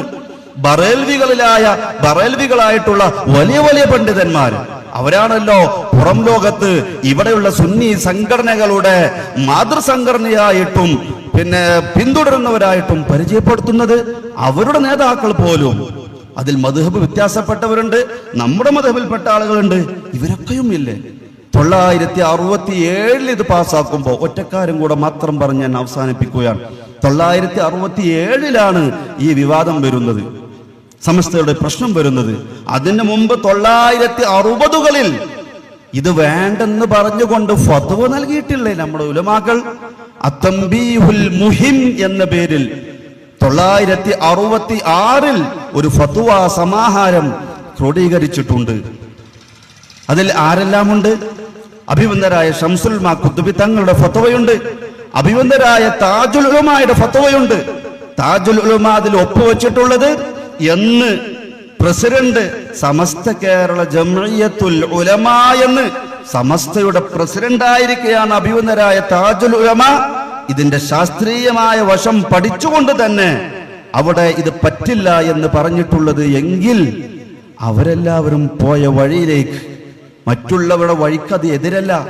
ഒന്നുകൂടെ ഞാൻ പറയുന്നു, സംസ്ഥാനയുടെ വഴിയിലേക്ക്. സംസ്ഥാന ഇതിൽ സംഘടനാപരമായി തീരുമാനിച്ചിട്ടില്ല. ഈ പ്രശ്നമുണ്ടായതിന്റെ ശേഷം ബഹുമാനപ്പെട്ട കേരള സംസ്ഥാന ജംഇയ്യത്തുൽ ഉലമാ പൊതുസമൂഹത്തോട് പറഞ്ഞൊരു ആഹ്വാനമുണ്ട്. എത്ര നിഷ്കളങ്കമായ നിസ്വാർത്ഥമായ പ്രഖ്യാപനം, പ്രസ്താവനം! ഒന്ന് ആലോചിച്ചു നോക്കൂ. സ്പീക്കർ വിഷയത്തിൽ പറ്റില്ലെന്ന് പറയുന്ന ഒരു വിഭാഗമുണ്ട്, പറ്റുമെന്ന് പറയുന്ന ആളുകളുമുണ്ട്, നല്ലതെന്ന് പറയുന്ന വിഭാഗമുണ്ട്. എല്ലാവരുടെയും അഭിപ്രായ പ്രകാരം നിരാക്ഷേപം ജുമുഅ സ്വഹിയാകുവാൻ ഇത് ജുമുഅ ഖുതുബകളിൽ നിന്ന് നിങ്ങൾ മാറ്റിവെക്കൂ എന്ന നസീഹത്ത് തുളുമ്പി നിൽക്കുന്ന ഉഖ്റവിയായ ഉലമാ സംഘം പറഞ്ഞു വേണ്ട, പുറത്തുവിടേണ്ട ആ ഒരു ഉപദേശം, ആ ഒരു നസീഹത്ത് ഒന്ന് ആലോചിച്ചു നോക്കൂ നിങ്ങൾ. ഇത് ശരിയല്ല, ഞങ്ങളുടെ തീരുമാനം അത് നിങ്ങൾ നടപ്പാക്കണമെന്ന ധാർഷ്ട്യമല്ല, ആ ഒരു ഫാഷിസ ചിന്തയല്ല. എല്ലാവരുടെ അഭിപ്രായ പ്രകാരവും സ്വഹിയാവുന്ന ആ ഒരു ജുമുഅ ഖുതുബക്ക് നിങ്ങൾ അവസരമുണ്ടാക്കണമെന്ന് ദീനിന്റെ പേരിൽ അപേക്ഷിക്കുകയാണ് കേരള സംസ്ഥാന ജംഇയ്യത്തുൽ ഉലമാ അന്ന് ചെയ്തിട്ടുള്ളത്. ഇന്നും അത് തന്നെയാണ് ചെയ്യുന്നത്. ഇത് വെക്കുന്ന സ്ഥലങ്ങളിൽ ഫസാദ് ഉണ്ടാക്കുവാനോ ഫിത്ന ഉണ്ടാക്കുവാനോ പ്രശ്നമുണ്ടാക്കുവാനോ നമ്മളാരും മുതിരാറില്ല. അതാണോ ഞങ്ങൾ ചെയ്ത തെറ്റ്? അതാണോ ഞങ്ങൾ നിങ്ങളോട് ചെയ്ത തെറ്റ്? എങ്കിൽ അത് നിങ്ങൾ പൊറുക്കണം. അത് ഞങ്ങൾ ചെയ്യില്ല. ആ ഒരു ശൈലി ഞങ്ങൾ സ്വീകരിച്ചിട്ടില്ല. പറയേണ്ടത് ഞങ്ങൾ പറയും, മാന്യമായി ഞങ്ങൾ പറയുന്നു. എല്ലാവർക്കും ഉപകാരപ്രദമാകുന്ന രൂപത്തിൽ ദീനിന്റെ ശരിയായ ആശയം ഞങ്ങൾ പറയുന്നു. ഇത് ഇവിടെയുള്ള മാത്രമല്ല, എല്ലായിടത്തും ഉള്ളതാണ്. ഇനി എല്ലായിടത്തും ഇല്ലെങ്കിലും ഇതാണ് ദീൻ, ഇതാണ് ശാഫിഈ മദ്ഹബിന്റെ നിയമം. അത് മുൻഗാമികളായ ഉലമാക്കളുടെ നിയമമാണ്. നിയമങ്ങളും ഉലമാക്കളെയും ഒന്നും നോക്കുന്നില്ല എങ്കിലും എല്ലാവരും അംഗീകരിക്കുന്ന, പുത്തൻവാദികളാവട്ടെ, മുജാഹിദുകളാവട്ടെ, ജമാഅത്തുകാരാവട്ടെ, എല്ലാവർക്കും പറ്റുന്ന 14 നൂറ്റാണ്ട് മുമ്പ് ഇവിടെ തുടങ്ങി വെച്ച മുത്തുനബിയും സ്വഹാബികളും തുടങ്ങി വെച്ചിട്ടുള്ള ആ ഒരു ജുമുഅ കാണിച്ചു തന്നിട്ടുള്ള ആ ഒരു ആരാധന, അതിലേക്ക് നിങ്ങളുടെ നാട്ടിൽ അതിലേക്ക് കണ്ണിച്ചേരുവാൻ, ആ രൂപത്തിൽ നടത്തുവാൻ നിങ്ങളുടെ നാട്ടിൽ ഒരു അവസരം ഉണ്ടാക്കാൻ ചില ആളുകൾ വരുമ്പോ 2 കൈയും നീട്ടി നിങ്ങൾ അവരെ സ്വീകരിക്കൂ. തുബാലിൽ ഖുറബ, ഈ പരിചയമില്ലാത്ത വാദവുമായി വരുന്ന ആളുകൾ, പാരമ്പര്യവുമായി വരുന്ന ആളുകളാണ്. അവരെ നിങ്ങൾ മംഗളം അള്ളാഹുവിന്റെ റസൂൽ നൽകിയിട്ടുള്ള, ആശംസകൾ അർപ്പിച്ചിട്ടുള്ള, അവിടുന്ന് അഭിനന്ദിച്ചിട്ടുള്ള ആളുകളെ നിങ്ങൾ പൂ നൽകി സ്വീകരിക്കേണ്ടവരല്ലേ? നിങ്ങൾ അവരെ സ്നേഹിക്കേണ്ടവരല്ലേ? പിന്തുണക്കേണ്ടവരല്ലേ? ആ ആളുകളെ അതിന് പകരം അവരെ നമ്മൾ സ്നേഹിക്കേണ്ടതിന്, സ്വീകരിക്കേണ്ടതിന് പകരം അവരെ പിണ്ടം വെച്ച് പുറത്തു ചാടിക്കുകയാണോ വേണ്ടത്? ഇന്നും എത്ര നാടുകളിൽ കാരണവന്മാരായ ആളുകൾ, വലിയ വലിയ ഉലമാക്കളായ ആളുകൾ, പ്രായം ചെന്നിട്ടുള്ള ആളുകൾ, അവർ മനസ്സിലാക്കിയിട്ടുള്ള ആ ഒരു ആശയപ്രകാരം ജുമുഅ നടത്താൻ അവസരമില്ലാത്തതിന്റെ പേരിൽ വേറെ നാടുകളിലേക്ക് ബസ് കയറിയിട്ട് യാത്ര ചെയ്തുകൊണ്ട് പോവേണ്ട ഒരു ദുര്യോഗം അതൊരു നാട്ടിലുണ്ട് എങ്കിൽ അത് എത്രമാത്രം ആ നാടിന് അപമാനമല്ല? അത് അഭിമാനമാണോ? അതാണോ സംഘടനാ വിജയം? അതാണോ ഒരു വിശ്വാസിക്ക് ഭൂഷണം? എത്രയോ നാടുകളിൽ വലിയ വലിയ തലയെടുപ്പുള്ള പണ്ഡിതന്മാർ, നടക്കാൻ കഴിയാത്ത പ്രായം തന്നെ വയോധികന്മാരായ ആളുകൾ സ്വന്തം നാട്ടിൽ ജുമുഅക്ക് പങ്കെടുക്കുവാൻ അവസരമില്ല, മറ്റു നാട്ടിലേക്ക് പോവേണ്ടി വരുന്നു, വീട്ടിലിരിക്കേണ്ടി വരുന്നു, ളുഹർ നിസ്കരിക്കേണ്ടി വരുന്നു. എത്ര കഷ്ടം, എത്ര വേദനാജനകം! ആരാണ് ഇതിന്റെ ഉത്തരവാദിയെങ്കിൽ, ഇതിന്റെ പിന്നിൽ പ്രവർത്തിക്കുന്ന കറുത്ത കരങ്ങളെങ്കിൽ നാളെ അവര് വിരൽ കടിക്കേണ്ടി വരില്ലേ? തീർച്ചയായും കടിക്കേണ്ടി വരും. ആ ഒരു ദുര്യോഗം ഒരു നാടിനും ഉണ്ടായിക്കൂടാ. ഇനി ആ ഒരു കാലത്ത് ആരഭിപ്രായമുള്ളവരാരുമില്ലെങ്കിലും മരണപ്പെട്ടു പോയ എല്ലാ മഹത്തുക്കളുടെയും അഭിപ്രായം അങ്ങനെയാകുമ്പോ അവരിത് കാണുന്നുണ്ട് എന്നുള്ളതല്ലേ വിശ്വാസികളുടെ വിശ്വാസം? ജീവിതകാലത്ത് അവർക്ക് പറ്റുന്ന രൂപത്തിൽ മൈക്കെല്ലാം ഒഴിവാക്കി അവർ വഫാത്തായി മണ്ണിന്റെ ഇടയിൽ കിടക്കുമ്പോഴേക്ക് അവിടെ മൈക്ക് വെക്കുന്ന നാടുകളും ധാരാളമായി കണ്ടുവരുന്നു. എന്ത് സുന്നികൾ! ഇവരിതൊന്നും അറിയില്ലെന്നാണോ നമ്മൾ മനസ്സിലാക്കുന്നത്? ഇവരതിൽ വേദനിക്കില്ലെന്നാണോ നമ്മൾ മനസ്സിലാക്കുന്നത്? ഇതെല്ലാം കണ്ടും കേട്ടും വേദന സഹിച്ചുകൊണ്ട് അവരവിടെ കിടക്കുമ്പോ അതിനോട് ചെറിയ ഒരു വേദന പോലും തോന്നുന്നില്ല എങ്കിൽ നമ്മുടെ മനസ്സെത്ര മോശം! നമ്മുടെ സുന്നി വിശ്വാസം എവിടെ കിടക്കുന്നു? അതുകൊണ്ട് എന്റെ മുഅ്മിനീങ്ങളെ, സത്യവിശ്വാസികളെ, ഈ ഒരു സുന്ദരമായ ജുമുഅ ഖുതുബക്ക് നിങ്ങൾ അവസരം ഒരുക്കണമെന്ന് ആര് നിങ്ങളോട് പറഞ്ഞാലും, അത് ഒരാളെ മാത്രമാണെങ്കിലും, അതൊരു ആലിമല്ലാത്തൊരു നാടനാണെങ്കിലും, എത്ര താഴ്ന്ന ആളാണെങ്കിലും, ഏത് സംഘടനയിൽപ്പെട്ട ആളാണെങ്കിലും, ഏത് കാലത്തുള്ള ആളാണെങ്കിലും, എത്ര വിവരമില്ലാത്ത ആളാണെങ്കിലും ശരി, അത് നിങ്ങൾ ചെവി കൊടുക്കണം, അത് നിങ്ങൾ ഏറ്റുപിടിക്കണം. ആ സുന്ദരമായ ജുമുഅ ഖുതുബക്ക് എല്ലാ നാട്ടിലും അവസരമുണ്ടാകണമെന്ന് മാത്രമേ നസീഹത്തായി ഗുണകാംക്ഷയോടുകൂടെ കേരള സംസ്ഥാന ജംഇയ്യത്തുൽ ഉലമ പറയുന്നുള്ളൂ. അല്ലാഹു സുബ്ഹാനഹു വ തആല ഈ വിഷയങ്ങളെല്ലാം മനസ്സിലാക്കുവാനും ബോധ്യപ്പെടുവാനും ആ ബോധ്യത്തിനനുസരിച്ച് നല്ല മനസ്സോടുകൂടെ, വാശിയില്ലാതെ, സംഘടനാ പ്രശ്നങ്ങളില്ലാതെ, സംഘടനാ വാശിയില്ലാതെ, സംഘടനാ ഫാഷിസം ഇല്ലാതെ, ഗുണകാംക്ഷയോടുകൂടെ, നല്ല മനസ്സോടുകൂടെ ഈ രൂപത്തിൽ മാറി ചിന്തിക്കുവാൻ, അല്ലെങ്കിൽ പുനരാലോചിക്കുവാൻ, പുതിയ രീതിയിൽ നടത്താൻ, അഥവാ പഴയ രീതി കൊണ്ടുവരുവാൻ അല്ലാഹു സുബ്ഹാനഹു വ തആല നമുക്ക് എല്ലാവർക്കും ബോധം നൽകി, അറിവ് നൽകി, അവസരം നൽകി നമ്മെയും എല്ലാ നാടിനെയും വിശ്വാസികളെയും തുണക്കുമാറാവട്ടെ. വആഖിറു ദഅവാനാ അനിൽ ഹംദുലില്ലാഹി റബ്ബിൽ ആലമീൻ. വസ്സലാമു അലൈക്കും വറഹ്മത്തുള്ളാഹി വബറകാതുഹു.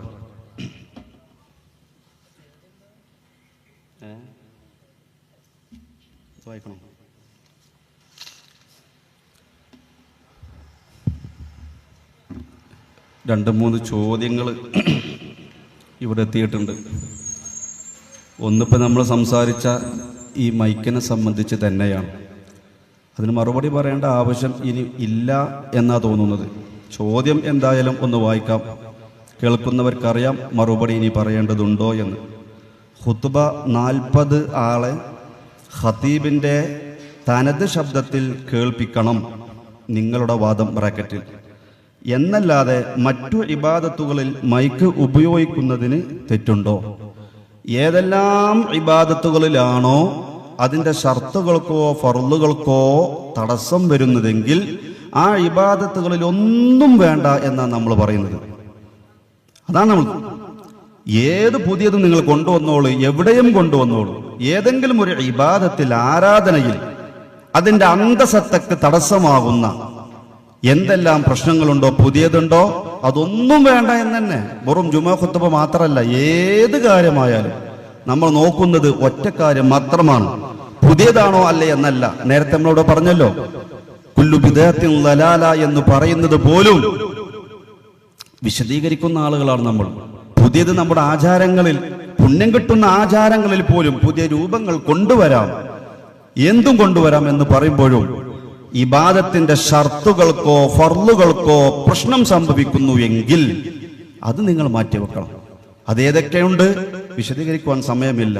അവിടെ എല്ലാം ഈ ഒരു പ്രശ്നം നമുക്കുണ്ട്, അത് എല്ലാവർക്കും മനസ്സിലാകുമല്ലോ.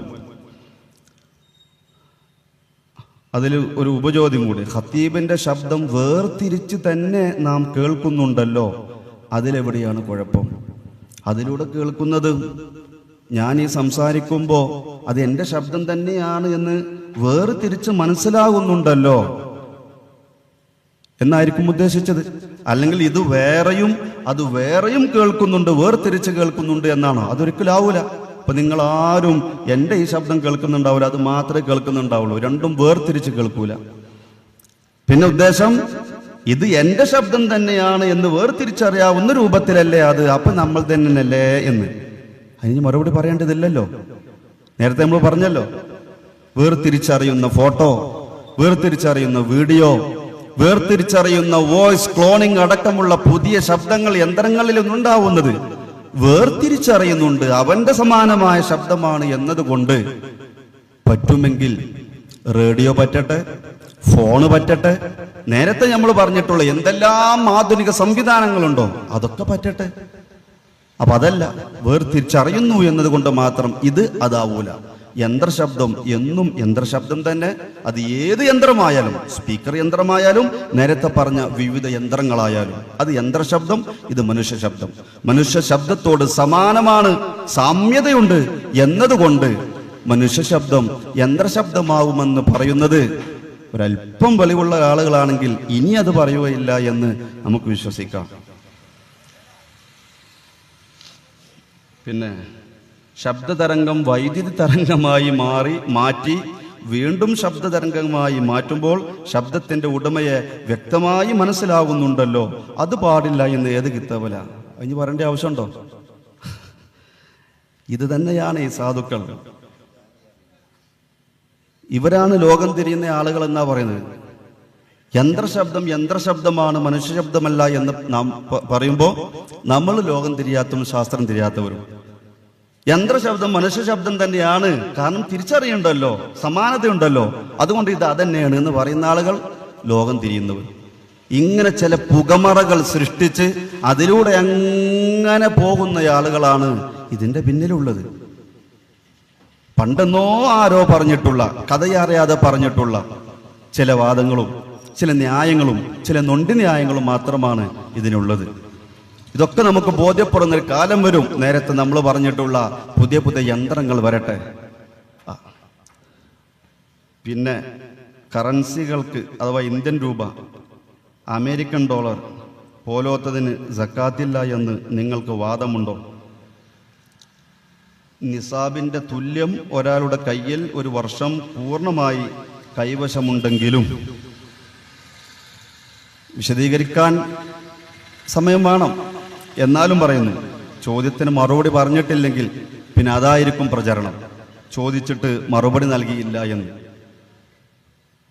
അള്ളാഹുവിന്റെ റസൂൽ സ്വല്ലല്ലാഹു അലൈഹി വസല്ലം തങ്ങൾ പഠിപ്പിച്ച ശാഫിഈ മദ്ഹബ് പ്രകാരം നമ്മൾ മനസ്സിലാക്കുമ്പോൾ, ഷാഫിഈ മദ്ഹബ്, നമ്മൾ ഷാഫിഈ മദ്ഹബുകാരാണ്. സക്കാത്തിന്റെ വിഷയത്തിൽ വിവിധ മദ്ഹബുകളുണ്ട്, അവർക്കെല്ലാം അവരുടേതായ ന്യായമുണ്ട്.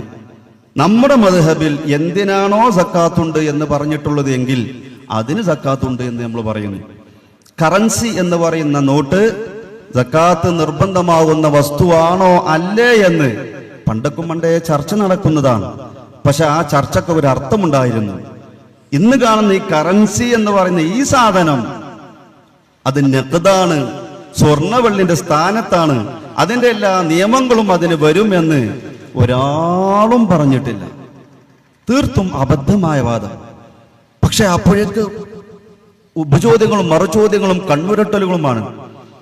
കറൻസിക്ക് സക്കാത്തില്ല എങ്കിൽ ഇവിടെ മുതലാളിമാർക്ക് ഓശാന പാടുകയാണ്, ആരും സക്കാത്ത് കൊടുക്കണ്ട എന്നാണോ?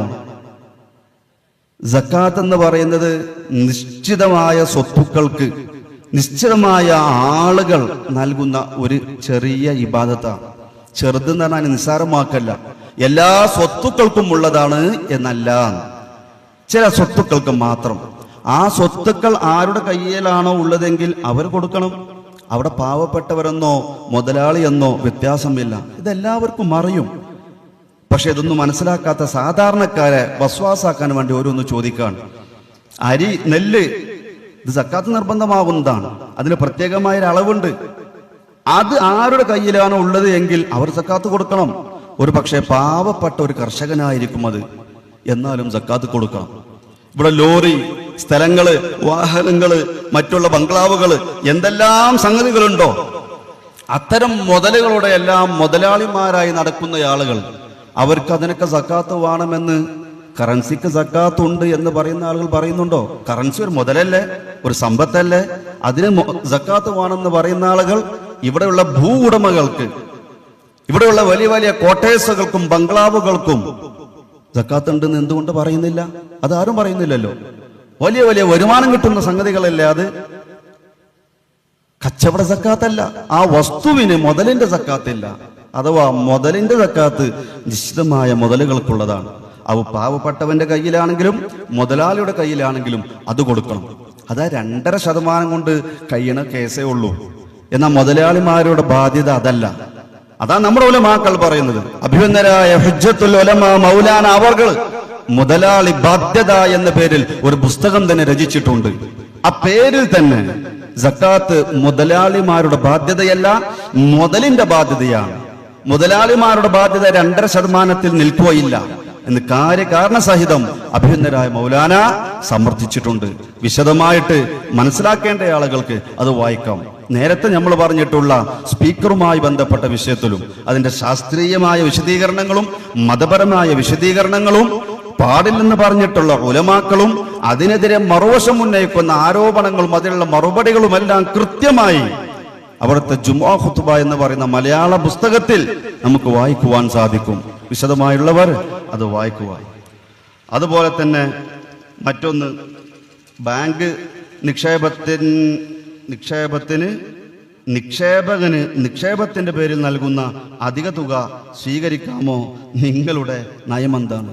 ഇതിലൊന്നും കേരള സംസ്ഥാന ജംഇയ്യത്തുൽ ഉലമ എന്ന് പറയുന്ന സംഘടനക്ക് സംഘടനാപരമായിട്ടുള്ളൊരു നയം ഇല്ല. അത് നമ്മൾ മനസ്സിലാക്കണം. നിങ്ങളുടെ നയം എന്താണ്, നിങ്ങളുടെ വാദം എന്താണ് എന്ന് സംഘടനാപരമായി നമ്മളോട് ചോദിക്കുന്നതിന് അർത്ഥമില്ല എന്ന് നേരത്തെ പ്രമേയ പ്രഭാഷണത്തിൽ നിന്ന് മനസ്സിലാക്കിയില്ലേ, ഉദ്ഘാടന പ്രസംഗത്തിൽ നിന്ന് മനസ്സിലാക്കിയില്ലേ? ഈ ജംഇയ്യത്തുൽ ഉലമ ഇവിടെ രൂപീകരിക്കപ്പെടാൻ തന്നെ കാരണം ഈ സംഘടനാപരമായിട്ടുള്ള തീരുമാനമാണ്. സ്പീക്കർ പറ്റുമെന്ന് പാസാക്കിയതല്ല. സ്പീക്കർ പറ്റുകയില്ലേ എന്നുള്ളത് ഒരു ഫിഖ്ഹിയായ വിഷയമാണ്. എതിരഭിപ്രായമുള്ള ആളുകൾ ഉണ്ടാകാം. പണ്ടക്കും പണ്ടേ അങ്ങനെയാണല്ലോ. ഒരുപാട് വിഷയങ്ങളിൽ വ്യത്യസ്ത അഭിപ്രായങ്ങളുള്ള ആളുകൾ സമസ്തയിലുണ്ട്. പറ്റുമെന്ന് ഫത്വ നൽകുന്ന ആളുകൾ, പറ്റില്ലെന്ന് ഫത്വ നൽകുന്ന ആളുകൾ. അവരുടെ റൂട്ടിന് അവർ പോകും, ഇവരുടെ റൂട്ടിന് ഇവരും പോകും. ആ സുന്ദരമായ ശൈലിക്ക് തടസ്സം നിന്നുകൊണ്ട് പണ്ഡിത സ്വാതന്ത്ര്യത്തെ ഹനിച്ചു കളഞ്ഞതാണ് സ്പീക്കർ ഖുതുബക്ക് കുഴപ്പമില്ല എന്ന സംഘടനാ തീരുമാനം. ആ സംഘടനാ തീരുമാനത്തിന്റെ പേരിൽ പുതിയ സംഘടന ഉണ്ടാക്കിയ ആൾക്കാരോട് ഈ സ്പീക്കറിന്റെ പേരിൽ പോലും ഞങ്ങൾ സംഘടനാ തീരുമാനം എടുത്തിട്ടില്ല എന്ന പറ്റുമെന്ന് പറയുന്ന ആളുകൾക്കും ന്യായുക്തമായി പ്രവർത്തിക്കാനുള്ള സ്വാതന്ത്ര്യം നൽകുന്ന സംഘടനയാണ് കേരള സംസ്ഥാന ജംഇയ്യത്തുൽ ഉലമ. ഇത് ഹറാമാണെന്ന് സംഘടന തീരുമാനിച്ചിട്ടില്ല.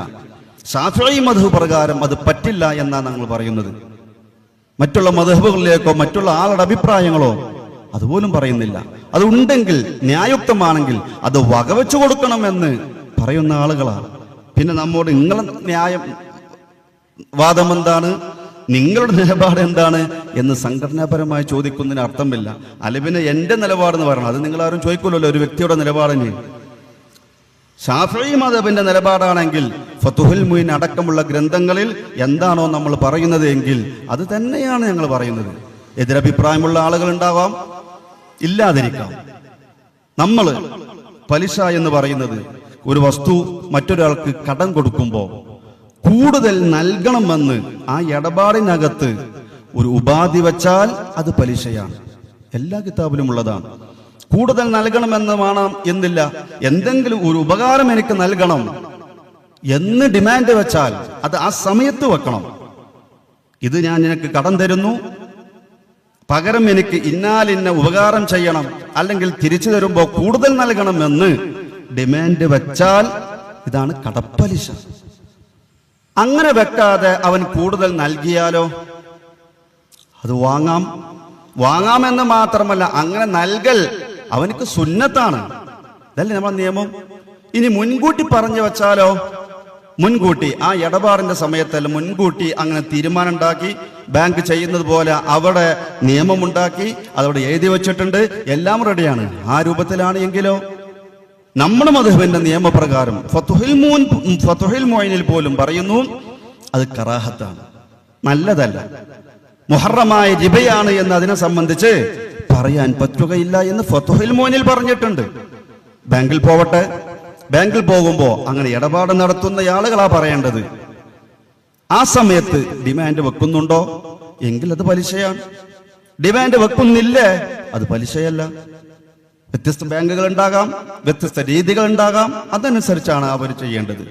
നിയമം അതാണ്. അത് അവിടെ പോകുന്ന ആളുകളും ഇടപെടുന്ന ആളുകളും ശ്രദ്ധിക്കേണ്ടതാണ്. ഇത്ര മാത്രമേ അതിൽ നമുക്ക് പറയുവാനുള്ളൂ. എന്തുകൊണ്ട് അങ്ങനെ പലിശ മുൻകൂട്ടി പറഞ്ഞാൽ എന്തുകൊണ്ട് പലിശയല്ല? ഇത് മദ്ഹബിനോടും ഇസ്ലാമിനോടും വേണ്ട. നമ്മുടെ അടിസ്ഥാന നിയമം തന്നെ സക്കാത്ത് പലിശ പോലോത്തതെല്ലാം നമ്മുടെ യുക്തിക്കും ബുദ്ധിക്കും യോജിക്കുന്നതല്ല എന്നാണ്. എന്തുകൊണ്ട് 8 കൂട്ടം മുതൽ മാത്രം സക്കാത്ത്?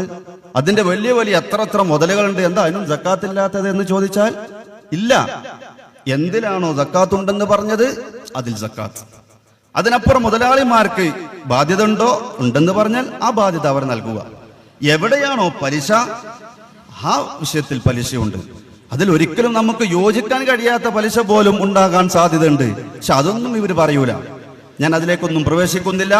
ഒറ്റ വാക്കിൽ പറഞ്ഞാൽ സക്കാത്തും പലിശയും നമ്മുടെ യുക്തിക്കോ ബുദ്ധിക്കോ നിരക്കുന്നതല്ല. അത് എവിടെയാണോ നമ്മുടെ മദ്ഹബ് സക്കാത്തുണ്ടെന്ന് പറയുന്നത് അതിനൊപ്പം നിൽക്കുന്നവരാണ് നാം. എവിടെയാണോ പലിശ ഉണ്ടെന്ന് പറയുന്നത് അതിനൊപ്പം നിൽക്കുന്നവരാണ് നാം.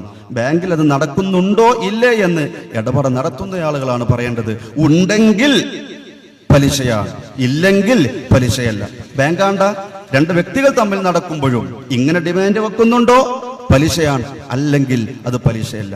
അവിടെ കറാഹത്ത് വരുന്ന രൂപമുണ്ട്, ഹറാമ് വരുന്ന രൂപമുണ്ട്, എല്ലാം ഉണ്ട്.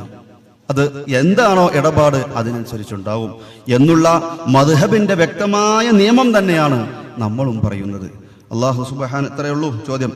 അല്ലാഹു സുബ്ഹാനഹു വ തആല മുൻധാരണകളില്ലാതെ സത്യമായി മനസ്സിലാക്കുവാൻ, നമ്മെ പഠിക്കുവാൻ, നമ്മെ വായിക്കുവാൻ, നമ്മെ കേൾക്കുവാൻ, ഇതിന്റെ ആശയങ്ങളും ഇതിന്റെ വാദങ്ങളും ഇതിന്റെ നിലപാടുകളും ഏതെല്ലാം ഉണ്ടോ അതൊക്കെയും കൃത്യമായി പഠിക്കുവാൻ ഇന്ന് ഒരുപാട് സൗകര്യങ്ങളുണ്ട്.